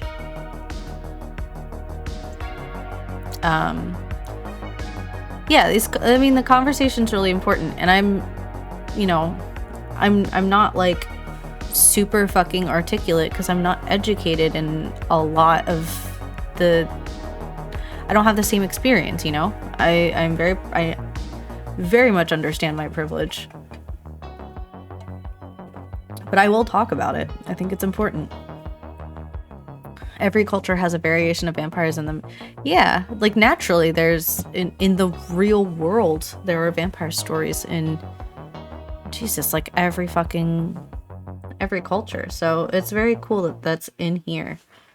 And I want this to be incorporated more. It's not really, I don't really see this stuff incorporated so much. But also that's just, you know, my eyes. In the time of the Aztecs, the deified vampire. I still don't know how to pronounce this. Is this something I can learn?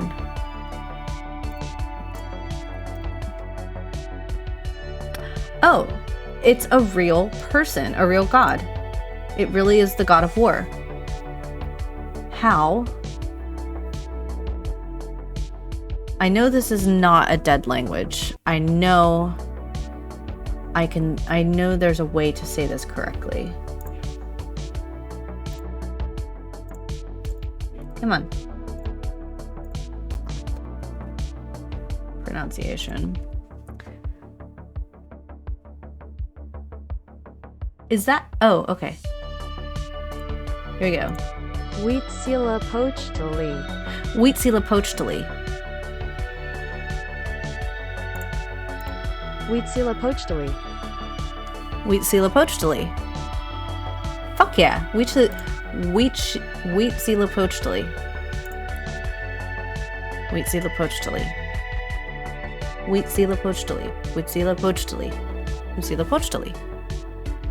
Huitzilopochtli. You don't need to be, I feel like a lot of allies feel hesitant in engaging in these conversations because they feel like they don't know everything or enough to contribute. In reality, no one knows everything. It's about showing up and standing shoulder to shoulder with a disenfranchised. I'm gay, black, and neurodivergent, and I know I have the space to bring all of that to your table. You do. I'm so excited to play with you. Saying that is the next 20 minutes. Matt, yes it is. Huitzilopochtli. I did it. Let's see. I'm not going to say it for another 5 minutes, and then I'm going to say it later and see if I say it correctly. So, but I do want to read it here in the context of this. In the time of the Aztecs, the deified vampire Huitzilopochtli and his clique of similar supernaturals had their resting places in I feel like I have said this. I've butchered this before. Hey, Geek Ledger. Tenochtitlan. Tenochtitlan. Tenochtitlan. Tenochtitlan. Fed by the sacrifices by their personal priesthood. When the Sabbat arrived along with the first Spaniards, they fought against Huitzilopochtli's clique. Oh, we got it. We fucking did it. And ostensibly managed to drive them away or slay them. At first, La Sombra, using their ties to the Spaniards, used used to claim the city as their domain, defending the city and New Spain in general against encroachment from the Setites and Giovanni, who were major players in the lucrative slave trade of the area. What is different about this? Did they change this in 5e?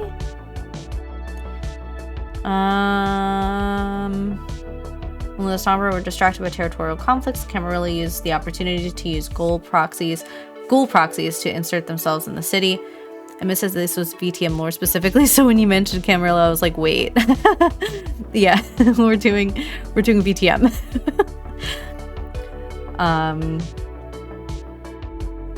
This campaign, the Philly universe accidentally turned into a history lesson. And we just keep going. So there is somebody in the Camarilla coterie who is the Mexican consulate to Philadelphia. So I want to be read up on my Mexico vampire history. And I want to incorporate it. That's the thing. I want to incorporate people's histories into their storyline because I think it'd be really fun. In 1767, the Jesuits were expelled from the city by order of King Charles III, robbing the La Sombra of their main asset in the city, who blamed the Semiche.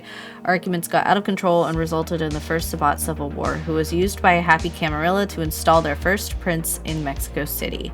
Okay, so the First Sabbat Civil War was in Mexico, and the prince was installed in Mexico City.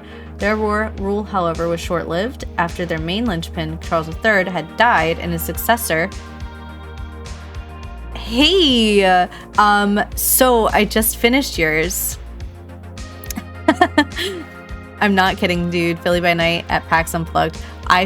It will happen, absolutely. I like it too. So, yeah, so I just worked on it. I will tell you, I don't want to spoil the story, Chris, but I will tell you that it is a recon mission, and it's going to involve werewolves probably. So that's all I will say about it. Fuck yeah, Justin.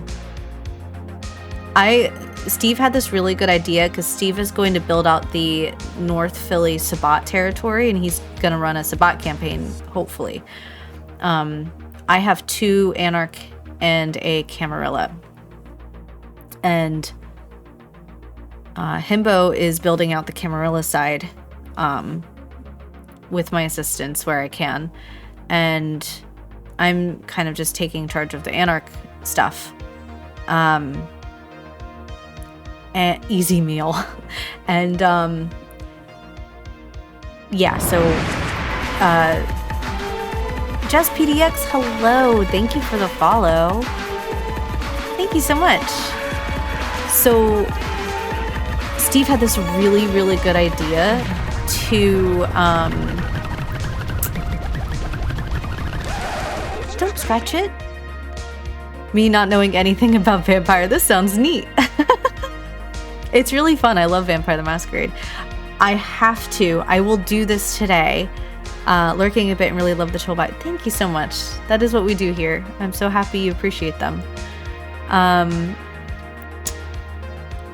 do have to, I have all of the VODs from Ain't Got Crit up on my YouTube page, which I'm transitioning into TTRPG Collective.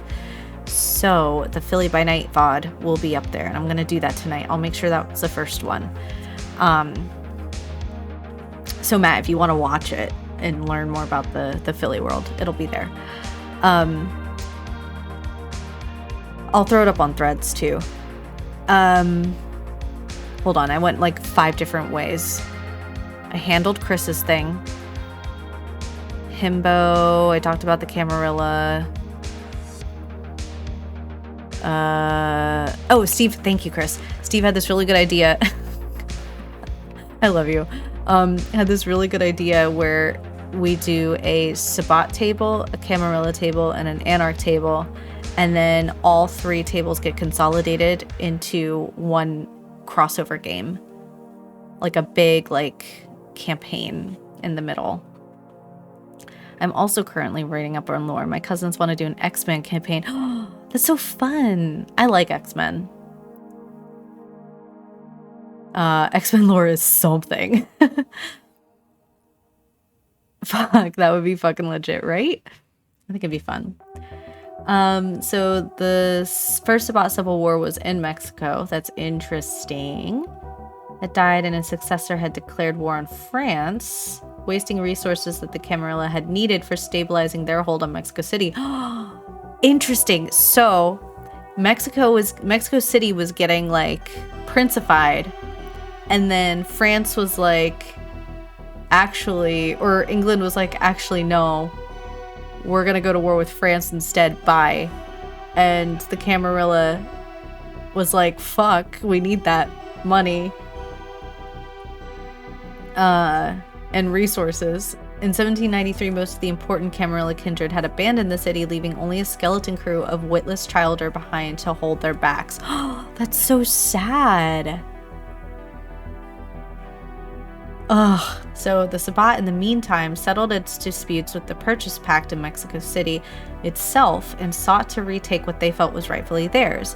When the priest Miguel Hidalgo arose and... Hold on. Isn't that a real... Yeah, Miguel Hidalgo y Castilla. Shut up. Hold on. What is he in this? Arose and tensions against Spanish rule became high, the Sabbat lashed out. Oh, okay, he just rose to power historically. The last Camarilla prince, the Toreador Parian, hired Assamites in his defense and fought valiantly against the Sabbat Pacts for 2 months before he had exhausted his resources and was overwhelmed. Gorkist, regent of the Sabbat and architect of the Purchase Pact, worked to make Mexico City the headquarters of the Sabbat, an ideal of Cainite freedom for all to see. What is the Purchase Pact? They gotta have little notes to mark real guy versus fake guy. They really do.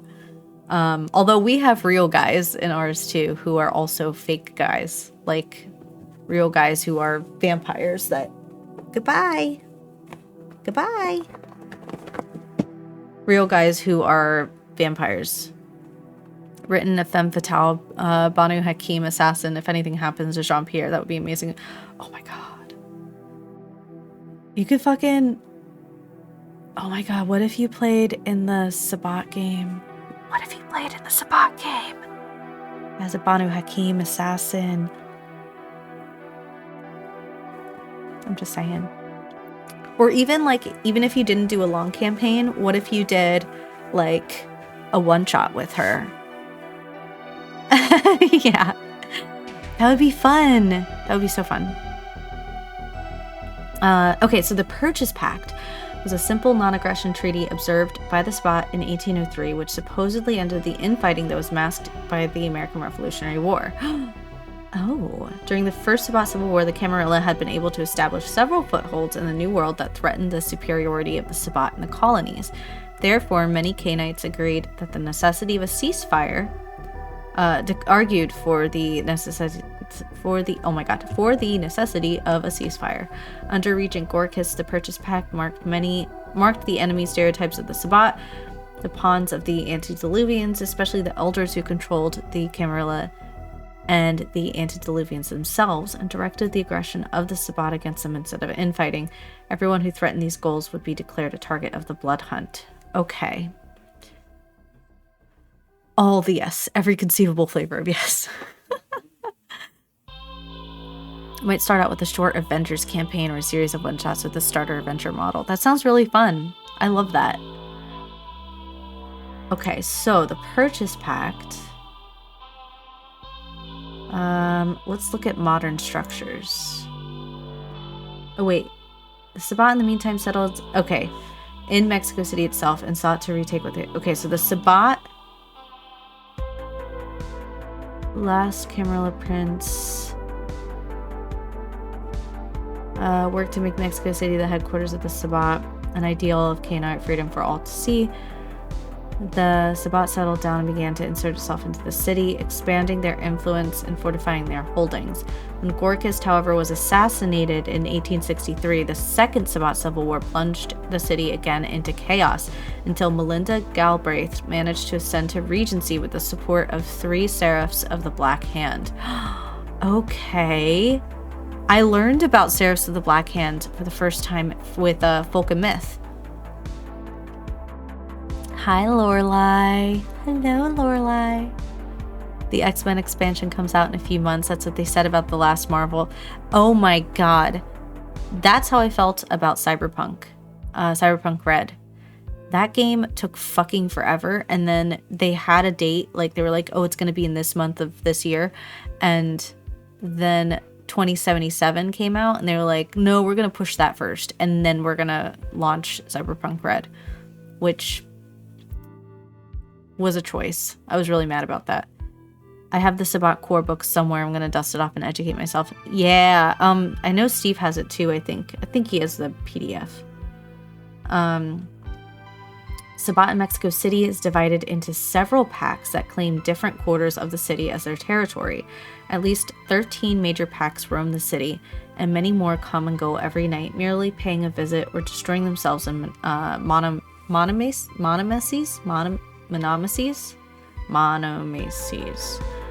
What does that mean? Method for handling grievances. I didn't know this was a thing. Hold on, I'm learning. Monomacy is it's polyamory for vampires. Cyberpunk. I do love cyberpunk. Monomacy is the method for handling grievances among vampires, especially Sabbat vampires in the modern nights. It allows vampires to challenge each other in duels to settle their differences. The duel is usually fought to final death. Thus, monomacy in the Sabbat is a way of maintaining strong leadership in the sect. That's so cool. Okay, let me go back though. So, it's a fancy word for single combat.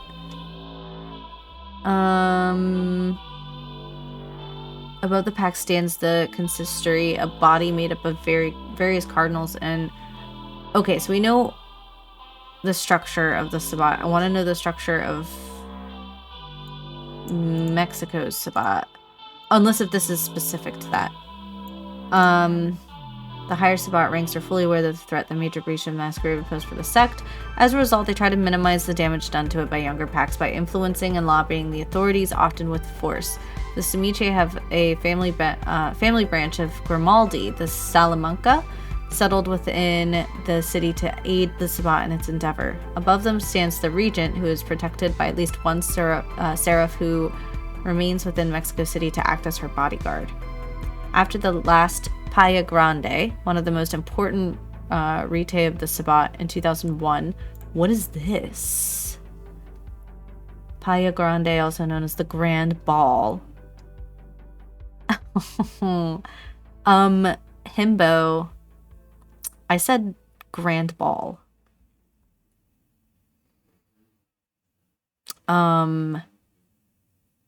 It is a ball. Playa Grande takes place on All Hallows Eve, a Halloween ball. And an all Sabbat in the city are expected to attend. Oh my god. Nomadic packs not wanting to miss the festivities travel to the closest Sabbat city in order to attend. The highest ranking Sabbat in the city preside over the affair. Tens across the board, mama, right?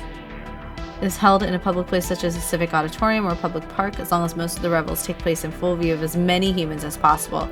In fact, most Sabbat arrange their grand balls like raves or public festivals. Oh my god.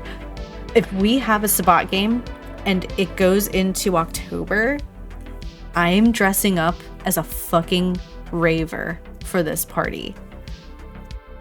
I'm gonna have beads, I'm gonna have glow sticks and lights and glitter and hot pants. Oh my god. For my very first raid, IRL in real life, I dressed up like Spider-Man. I had a Spider-Man leotard, and it was so fun. Production values, I know, right? I'm gonna get Govi to sponsor us. That's not a bad idea.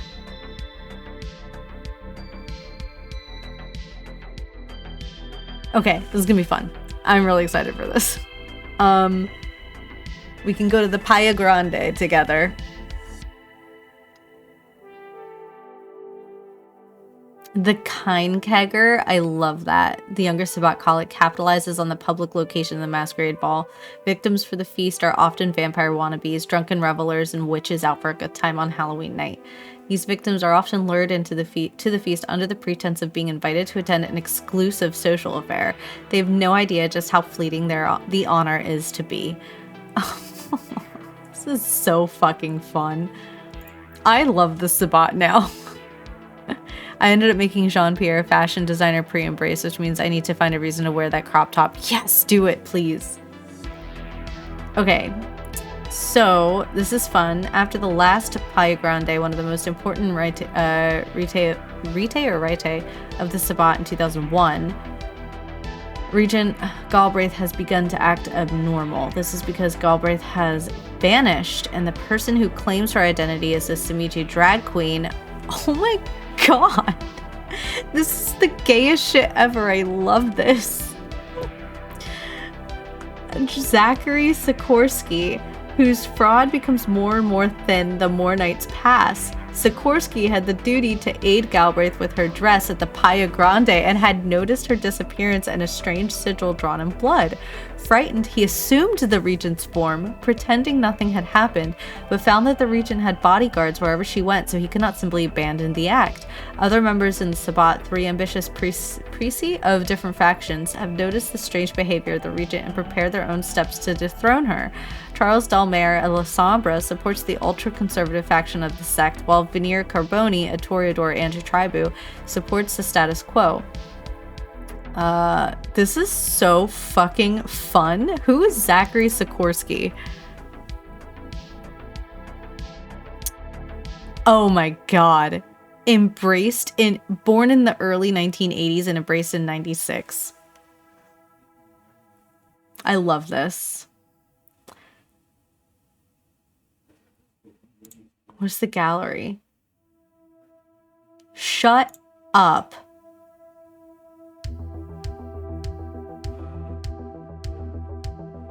I don't know what this is, and I fucking don't care. This is amazing. This is him as Melinda. This is incredible.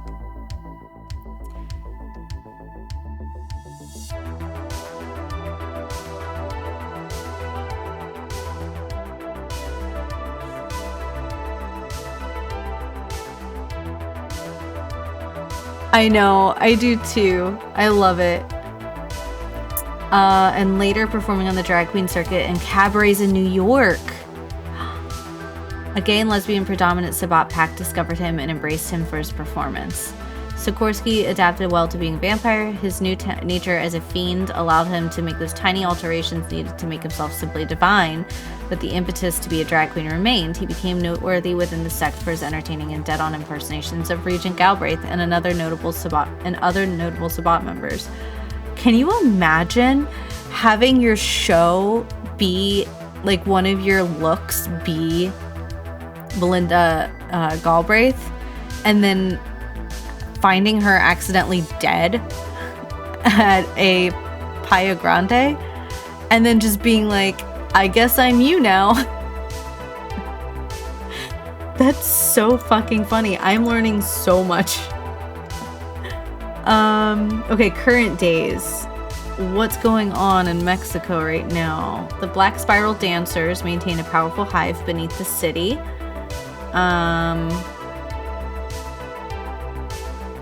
Okay, so now it's under Camarilla control. That makes so much sense, dude!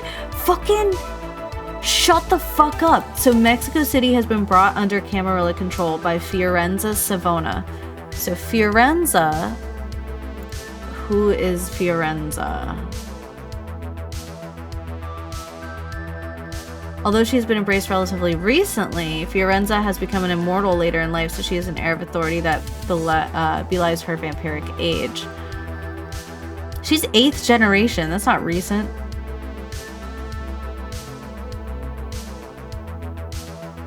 Erin's Eureka face. This is fun. Okay, blah, blah, blah, where her position is here. She's a prince. Okay, so she's the prince. Wait, is she the prince? But her sire quickly discovered the quality of her Machiavellian mind, perfectly suited for the venture in the Camarilla. Wait. Okay, so she's the prince of Mexico City. Okay, okay. The Black Spiral Dancers maintain a powerful hive beneath the city near the lair of a great evil. The high presence of leeches makes the city stink of the worm to every Gaian guru, and few are willing to tolerate the filth of the city. Okay. So the guru hang out in either the prove themselves in battles against the worm spawn within the city. Some Uktena have kinfolk associations to the city, which allow for safe transportation of Guru into the city. There's a single sept within the city managed by Bonars, the Sweetwater Sept. Okay. The technocracy has established control over all major nodes within the city, but mages of various traditions, first among them the Celestial Chorus, prevail in small communities, and one node, the Shrine of the Virgin of Guadalupe. Other groups are Dream Speakers. Okay, so there's a huge... The Wraiths aren't doing great there. Wow. Okay, so this is big in World of Darkness. This is cool. So Fiorenza Savona is... We're gonna fucking copy and paste that into... Oh wait, hold on. Camarilla.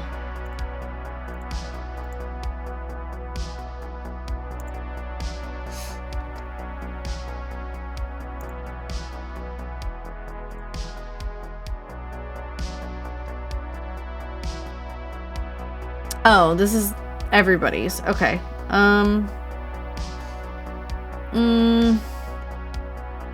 I guess Player Central? Add this note here. Where are you?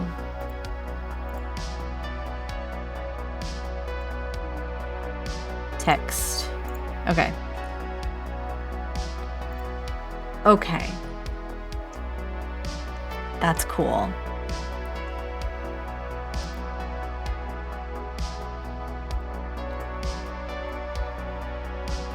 So, this is really neat. Now we know what's going on in Mexico City. And... okay, that'll link back to this, which will be fun.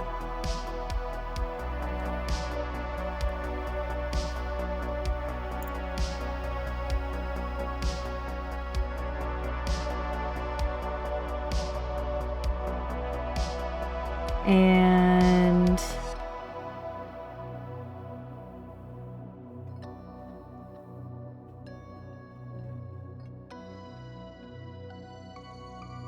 perfect. We're back in setting. So we have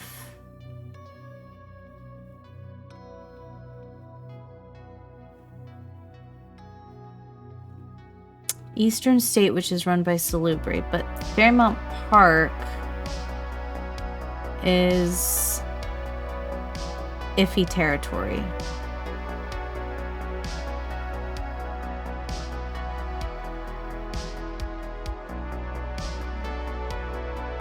And Where's like the... Oh, there's quick notes. What are these?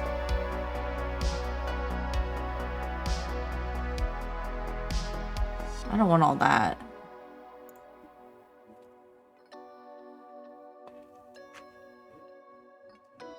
Oh, not this one. And...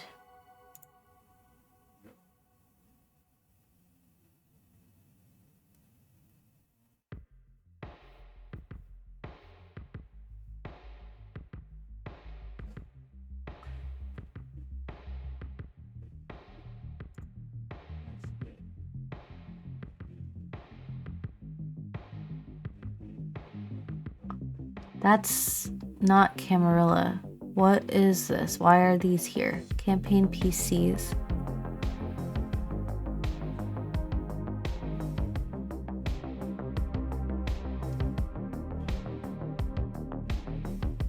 I want... Why is this one... Is this one different? No, it's the same one. I don't know why I have them on both. Oh well.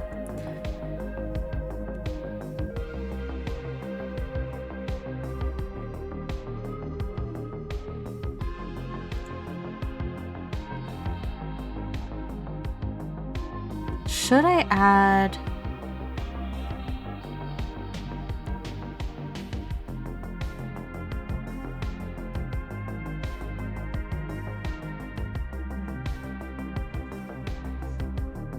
Okay, so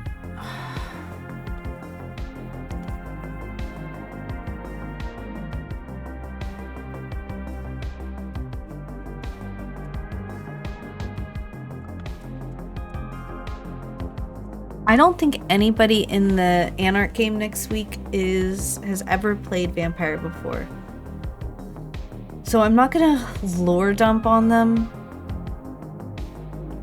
But I am going to make it immersive. I think that's a fair thing to say.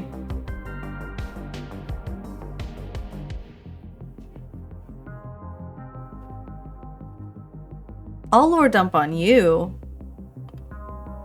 I know that's helpful for your immersion. I'm worried. I don't know if... I know Robbie loves lore, but I don't know if Robbie's gonna get... I don't know if he's gonna get stressed with all the lore.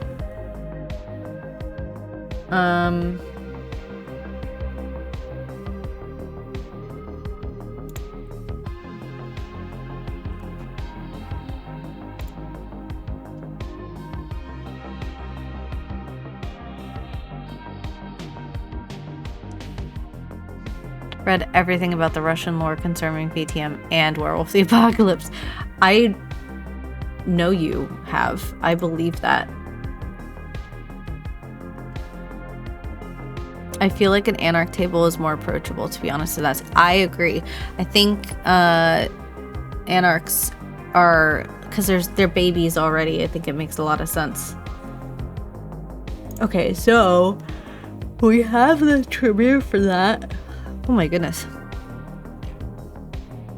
We have the Tremere for that.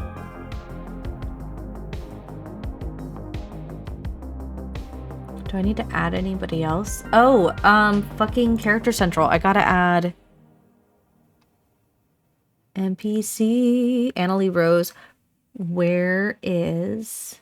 Here she is. Where's your thing? I'm gonna add her picture that you sent.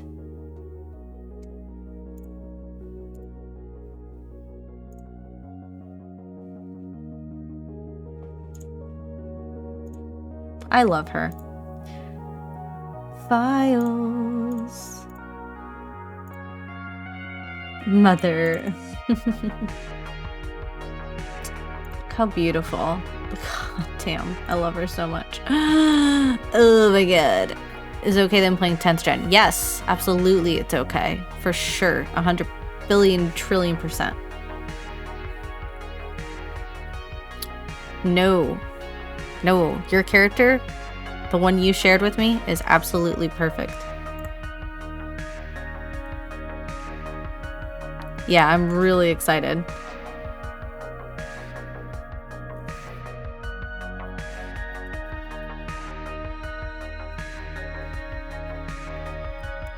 I need to figure out these confusing tingles I feel when I see Annalie.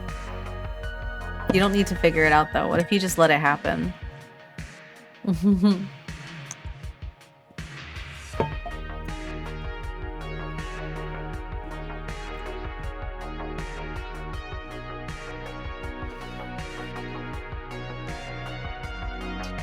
What could...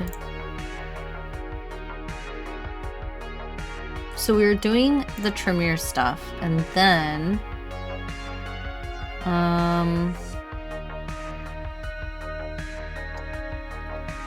all the way down.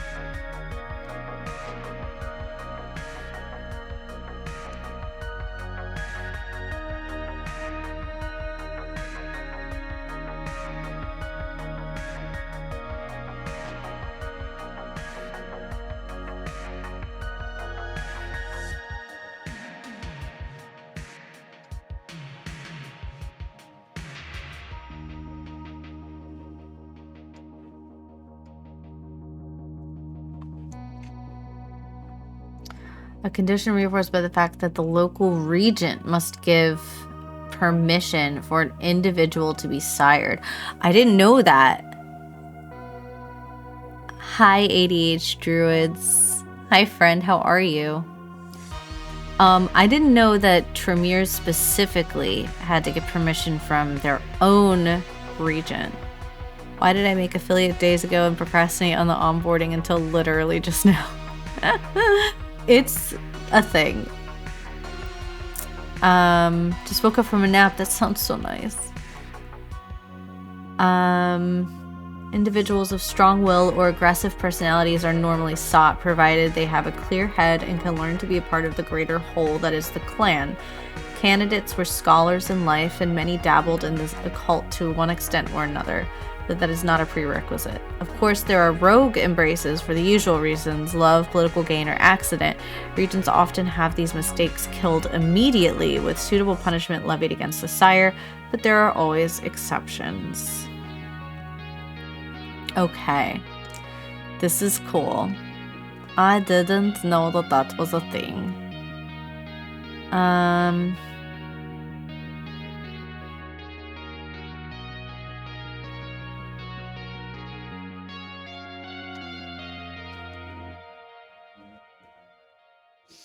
All neonates must drink from the blood of the 7 elders of the clan when they were created. This means that all Tremere are at least one step towards being bloodbound to the clan, and therefore must watch their step very carefully when around their leaders.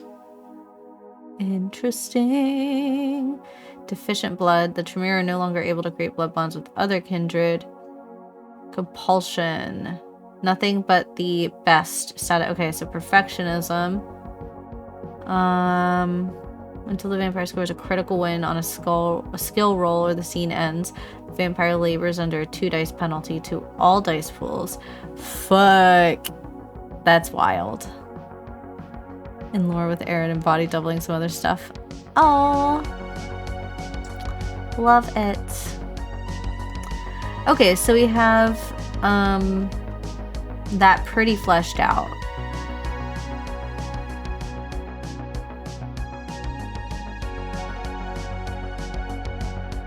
I always get really tired right after a nap. Like, it's really hard for me to wake up. And then I'm okay.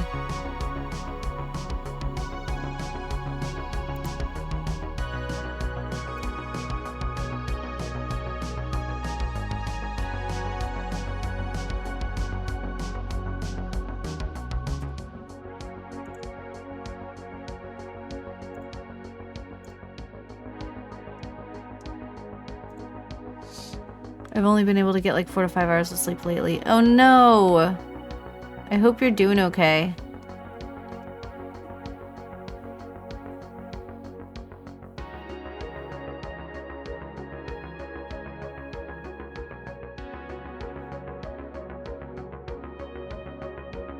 Okay, so that one's pretty done, and I'm cool with this. Normal sleep issues. After you join the Titterpig Discord. Oh, yes! Hello!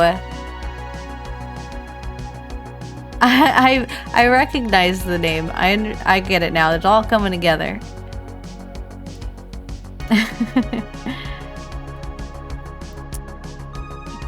So, champion of the offline follow. Fuck yeah. You get in there when it's nice and quiet. So we have two Toreador, kind of. And I don't know what Femme Fatale is playing. And I think Juicy is playing a Nos. Let's go actually to the Nos because in my world, they run the public transportation system in Philly. So we will see how that works. I had a whole conversation in the collective today. Oh, I'm so proud of you. I'm so proud of you.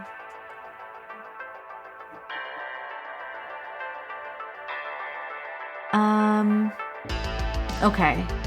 Their history, as with all of the antediluvians, the Nosferatu antediluvian, referred to as Absimiliard, was embraced in the shadow of Enoch. Powerful and vain, Absimiliard was a hunter of great skill and beauty who attracted the attention of one of the second generation, who stalked him down as prey.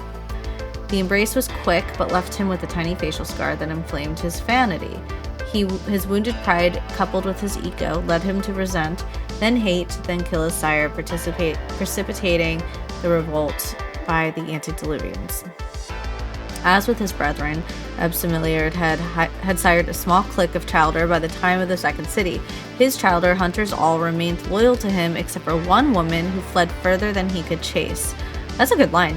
When Cain returned in judgment, he cursed Nosferatu with hideousness, a curse passed to all of his descendants, including the Hidden Maid. Since that time, Absimiliard's eldest descendants, the Niktuku, have chased her. The maiden came to be known as the Matriarch, for according to legend, she gave birth to the entire modern incarnation of the Nosferatu clan. Through his loyal Niktuku, Absimiliard hopes to exterminate all of the Matriarch's Childer in atonement for his crimes against the laws of Cain, or in bitter vengeance, some would say. In the beginning, most Nosferatu resorted to hunt humans as prey, as they were unable to coexist with them in their cities, as the mortals either ran away in fear or resorted to fire and violence to drive them out. Most hid from the sun in subterranean caves or in the grounds of rivers and lakes. Many Nosferatu hid in the great rivers like the Tigris or the Nile to prey on farmers at night. The development of the catacombs in ancient Rome connected the clan. Miss. Goodbye. Connected the clan with mortal society, although they were regarded as low-blooded by the ruling Ventru and Malkavians. Rumors, however, tell of the Daulamansa, the Hidden King, who ruled Nosferatu kingdoms in sub-Saharan Africa. This may refer to the Garuhi. This is interesting. Let's go back to Iktuku.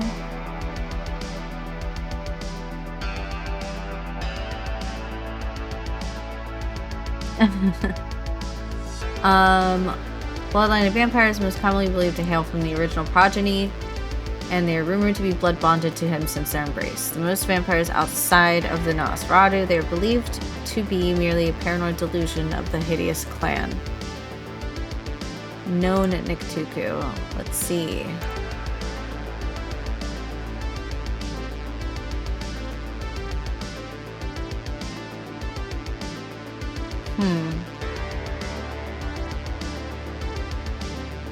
Niktuku meaning they who guide death. Their entire system of belief centers killed Baba Yaga. Really? Stop. Really? Baba Yaga? Is that like an actual... Did they include Baba Yaga in Vampire? Really? Shut the fuck up. Chris, I believe everything you say. During the Shadow Curtain in Russia. No way, dude. No way. This is gonna be a fucking History Channel documentary.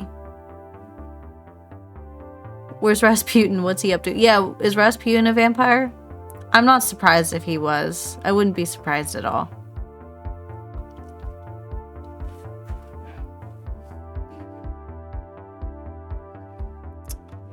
Okay, so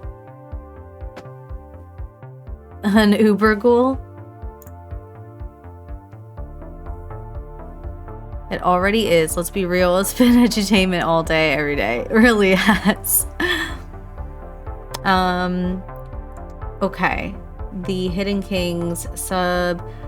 Go to Africa. Here we go. World of Darkness. Second largest and second most populous continent of the World of Darkness. It is surrounded by the Mediterranean Sea to the north, both the Suez Canal and the Red Sea, along with Sinai Peninsula to the northeast, the Indian Ocean to the southeast, and the Atlantic Ocean to the west. Alright, let's go to vampire.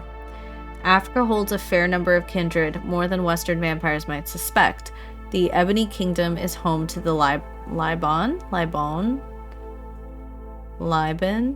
who do not see themselves as descendants of Cain. Oh yeah. They also say it was one of the signs of the final nights. Ooh, that's fun. Thank you for the lurk, druids. But whose own myths and legends of Kagan, as well as their personal weaknesses and disciplines, reflect their Western counterparts. Their traditions and philosophies, however, are alien to the Westerners, and they refuse membership or allegiance to any of the sects, seeing their Western brethren as not much better than the slavers who robbed them of their herds. Interesting. I have to go set up, but I'm sticking around for the Africa lore. Okay. I will continue to read it then while you're setting up. Western clans are also present, although in much lower number. The Grand Temple of Set lies in Uganda. Hey, Grand Temple of Set lies in Uganda, and Setite presence is especially strong in North Africa, although sub-Saharan Africa is in the hands of a near-rogue splinter cult, the Children of Dambala. Fun. I'm going to learn about that next. Bruja have fled from the destruction of Carthage into the south, and one of the Simiche's childers struggled against native supernaturals to create his own realm of influence in Africa. Gangrel have wandered in its wilderness since the destruction of the second city, and Nosferatu have ruled over mortals revealed, wearing their deformed visage proudly. Since the beginning of colonization, the interests of the more business-minded clans have turned to Africa, especially the Ventru and Giovanni. The Giovanni even adopted a family of slave traders into their ranks, the Ghiberti, who are familiar with the unique culture of the native wraiths. The Tremere tried to penetrate Africa and claim its magical secrets, but have failed at most tries, so that their influence is generally focused on North Africa. Camarilla and Sabbat alike struggle to gain footholds in the cities, but are faced with numerous contenders, and usually only have a small presence in sub-Saharan cities. North Africa, on the other hand, counts several strongholds of sects, although they are more focused on retaining their holdings than to extend them. Synapses are firing. I may take Steve up on his voice course. I would love to master an African accent so I could play an African kindred in a future campaign. That would be really fun.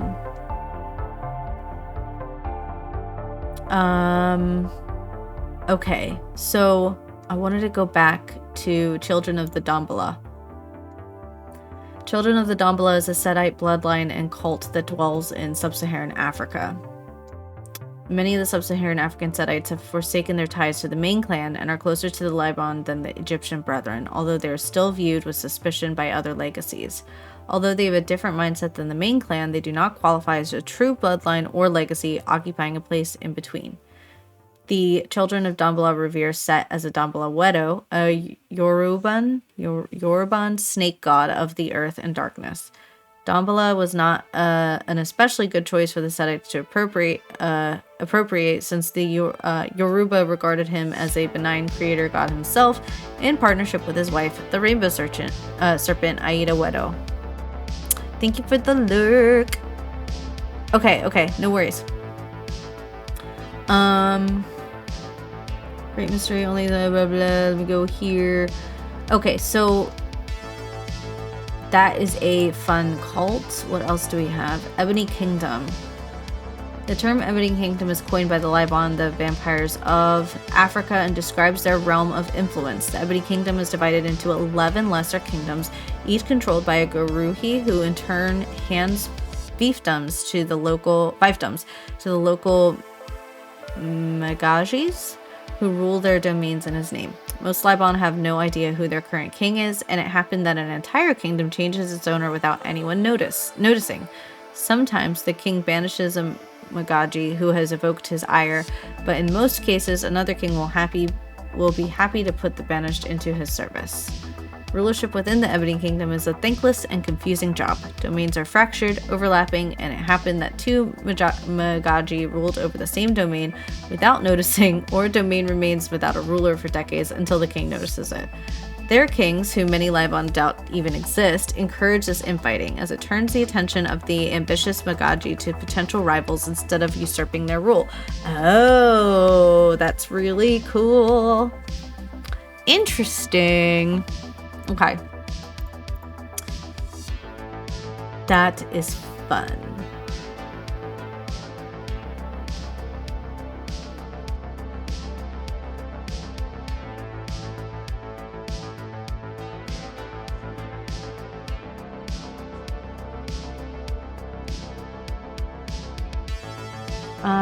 So the Nosferatu.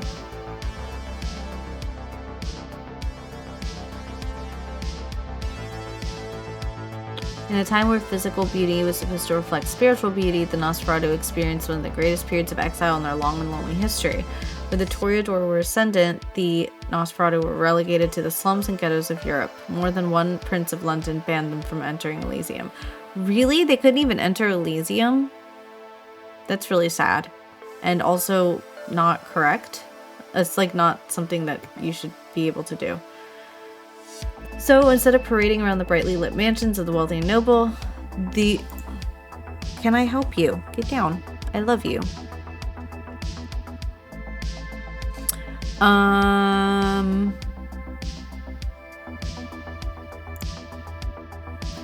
So instead of parading around the brightly lit mansions of the wealthy noble, the Nosferatu scuttled around the back alleys of London, taking over derelict buildings and, yes, the sewers.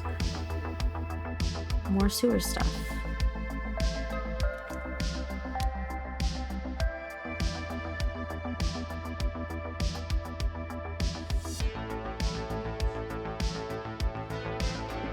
No. Get down. You don't get to do that.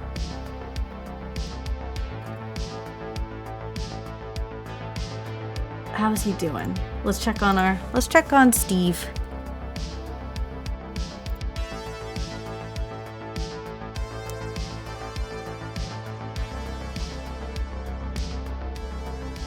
He's doing fucking great. He's already on the tees.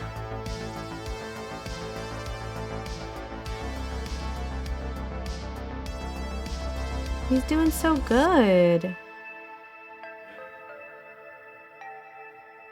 Good job, honey. You're doing great.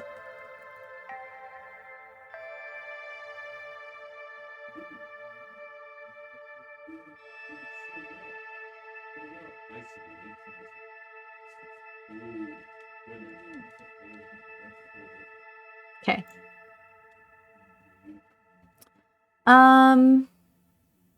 Oh, hey, Shadow Curtain in Russia.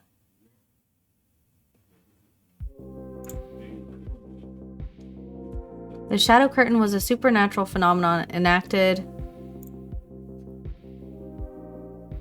by the Methuselah Baba Yaga.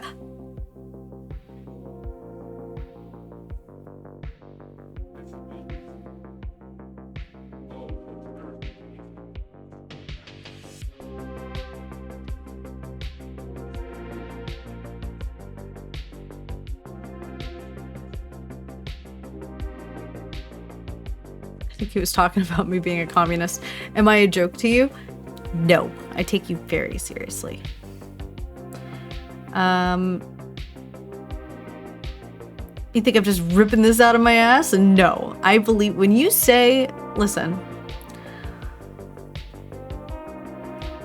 when you said that you read almost the entirety of the Evandale wiki, I was like, this guy fucks. I know for a fact that when you get into something, you read the lore like you inhale it like cocaine. Just doing lines of lore. Lore lines. Lorelei. No. Anyways. Being akin to the Soviet Union's Iron Curtain, be it geographically with a slightly smaller scope. Okay, that makes so much sense that the Shadow Curtain is like the Iron Curtain. That's really fun. Blockaded the Umbra of Russia from supernatural influence, preventing arcane modes of communication, spying, or passage in and out of the region. This allowed Baba Yaga to dominate the local kindred population while calling those who would otherwise have been a threat thanks to outside reinforcements. The curtain... Oh, hiccup. The curtain also... I am not a fish. Also meant that outsiders could not spy on Russia via occult means, nor Russia on them. It was only after the death of Little Grandmother. Was she really? Oh my god. Get out of here. Enormously powerful Nosferatu Methuselah, over 7,000 years old. She was the famous child of the Nosferatu antediluvian that was not bloodbound to her sire. Oh, the Little Grandmother was the upholder of the Shadow Curtain, and some believe the progenitor of the entire modern incarnation of the Nosferatu clan. Oh!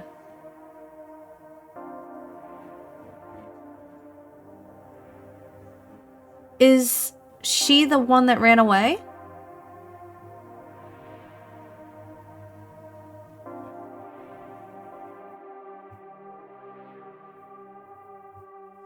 I think she's the one that ran away. She went to sleep. Oh, okay. Until 1991. Look at you. The one that got away. That's funny. Okay. But then she was killed in 1998. Amazing.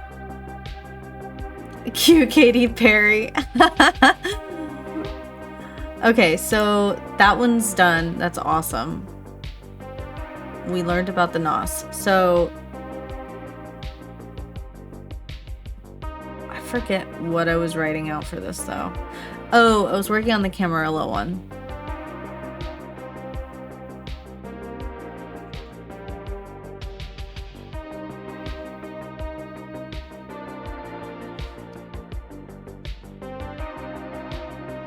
I think I want to play Phasmo for a little bit. I think I reached my brain capacity. So I'm gonna wind down with some of that. But I'm going to really quickly first fill my water, and then I will talk more about Vampire when I come back and we play some Phasmo. So I will be right back.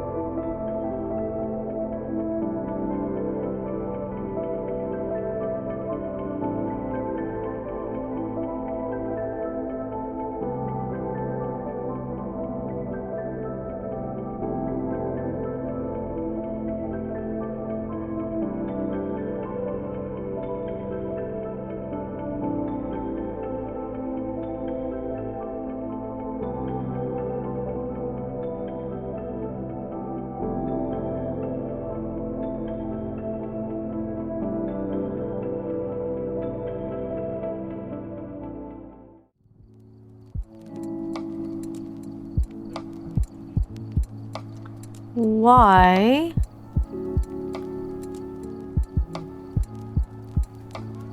Why is it laggy? Oh, now it's not. Okay, we're good now. That was weird. I think we're good.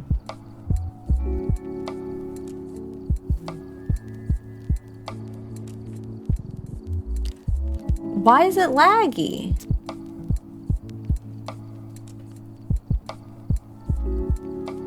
Why does it do this to me? Let me get out of this. Welcome back. I've got some jobs ready for you.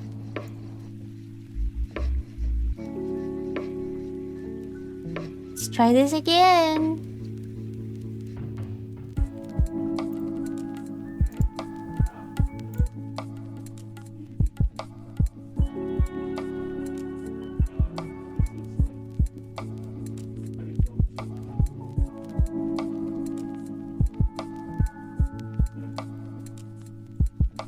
I'm optimizing my games. Maybe that's what it is.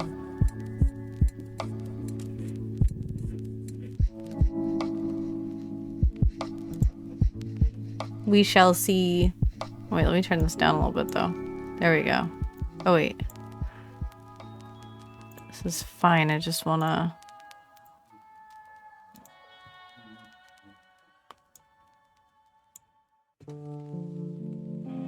There we go.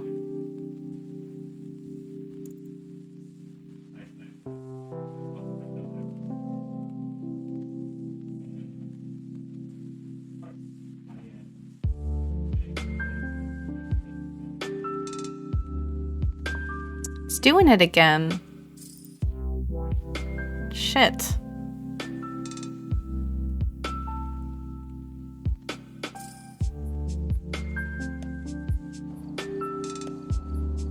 Welcome back.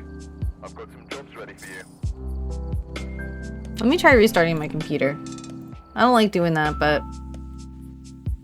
Oh, that sucks. Okay, everybody stay here. I'll be right back.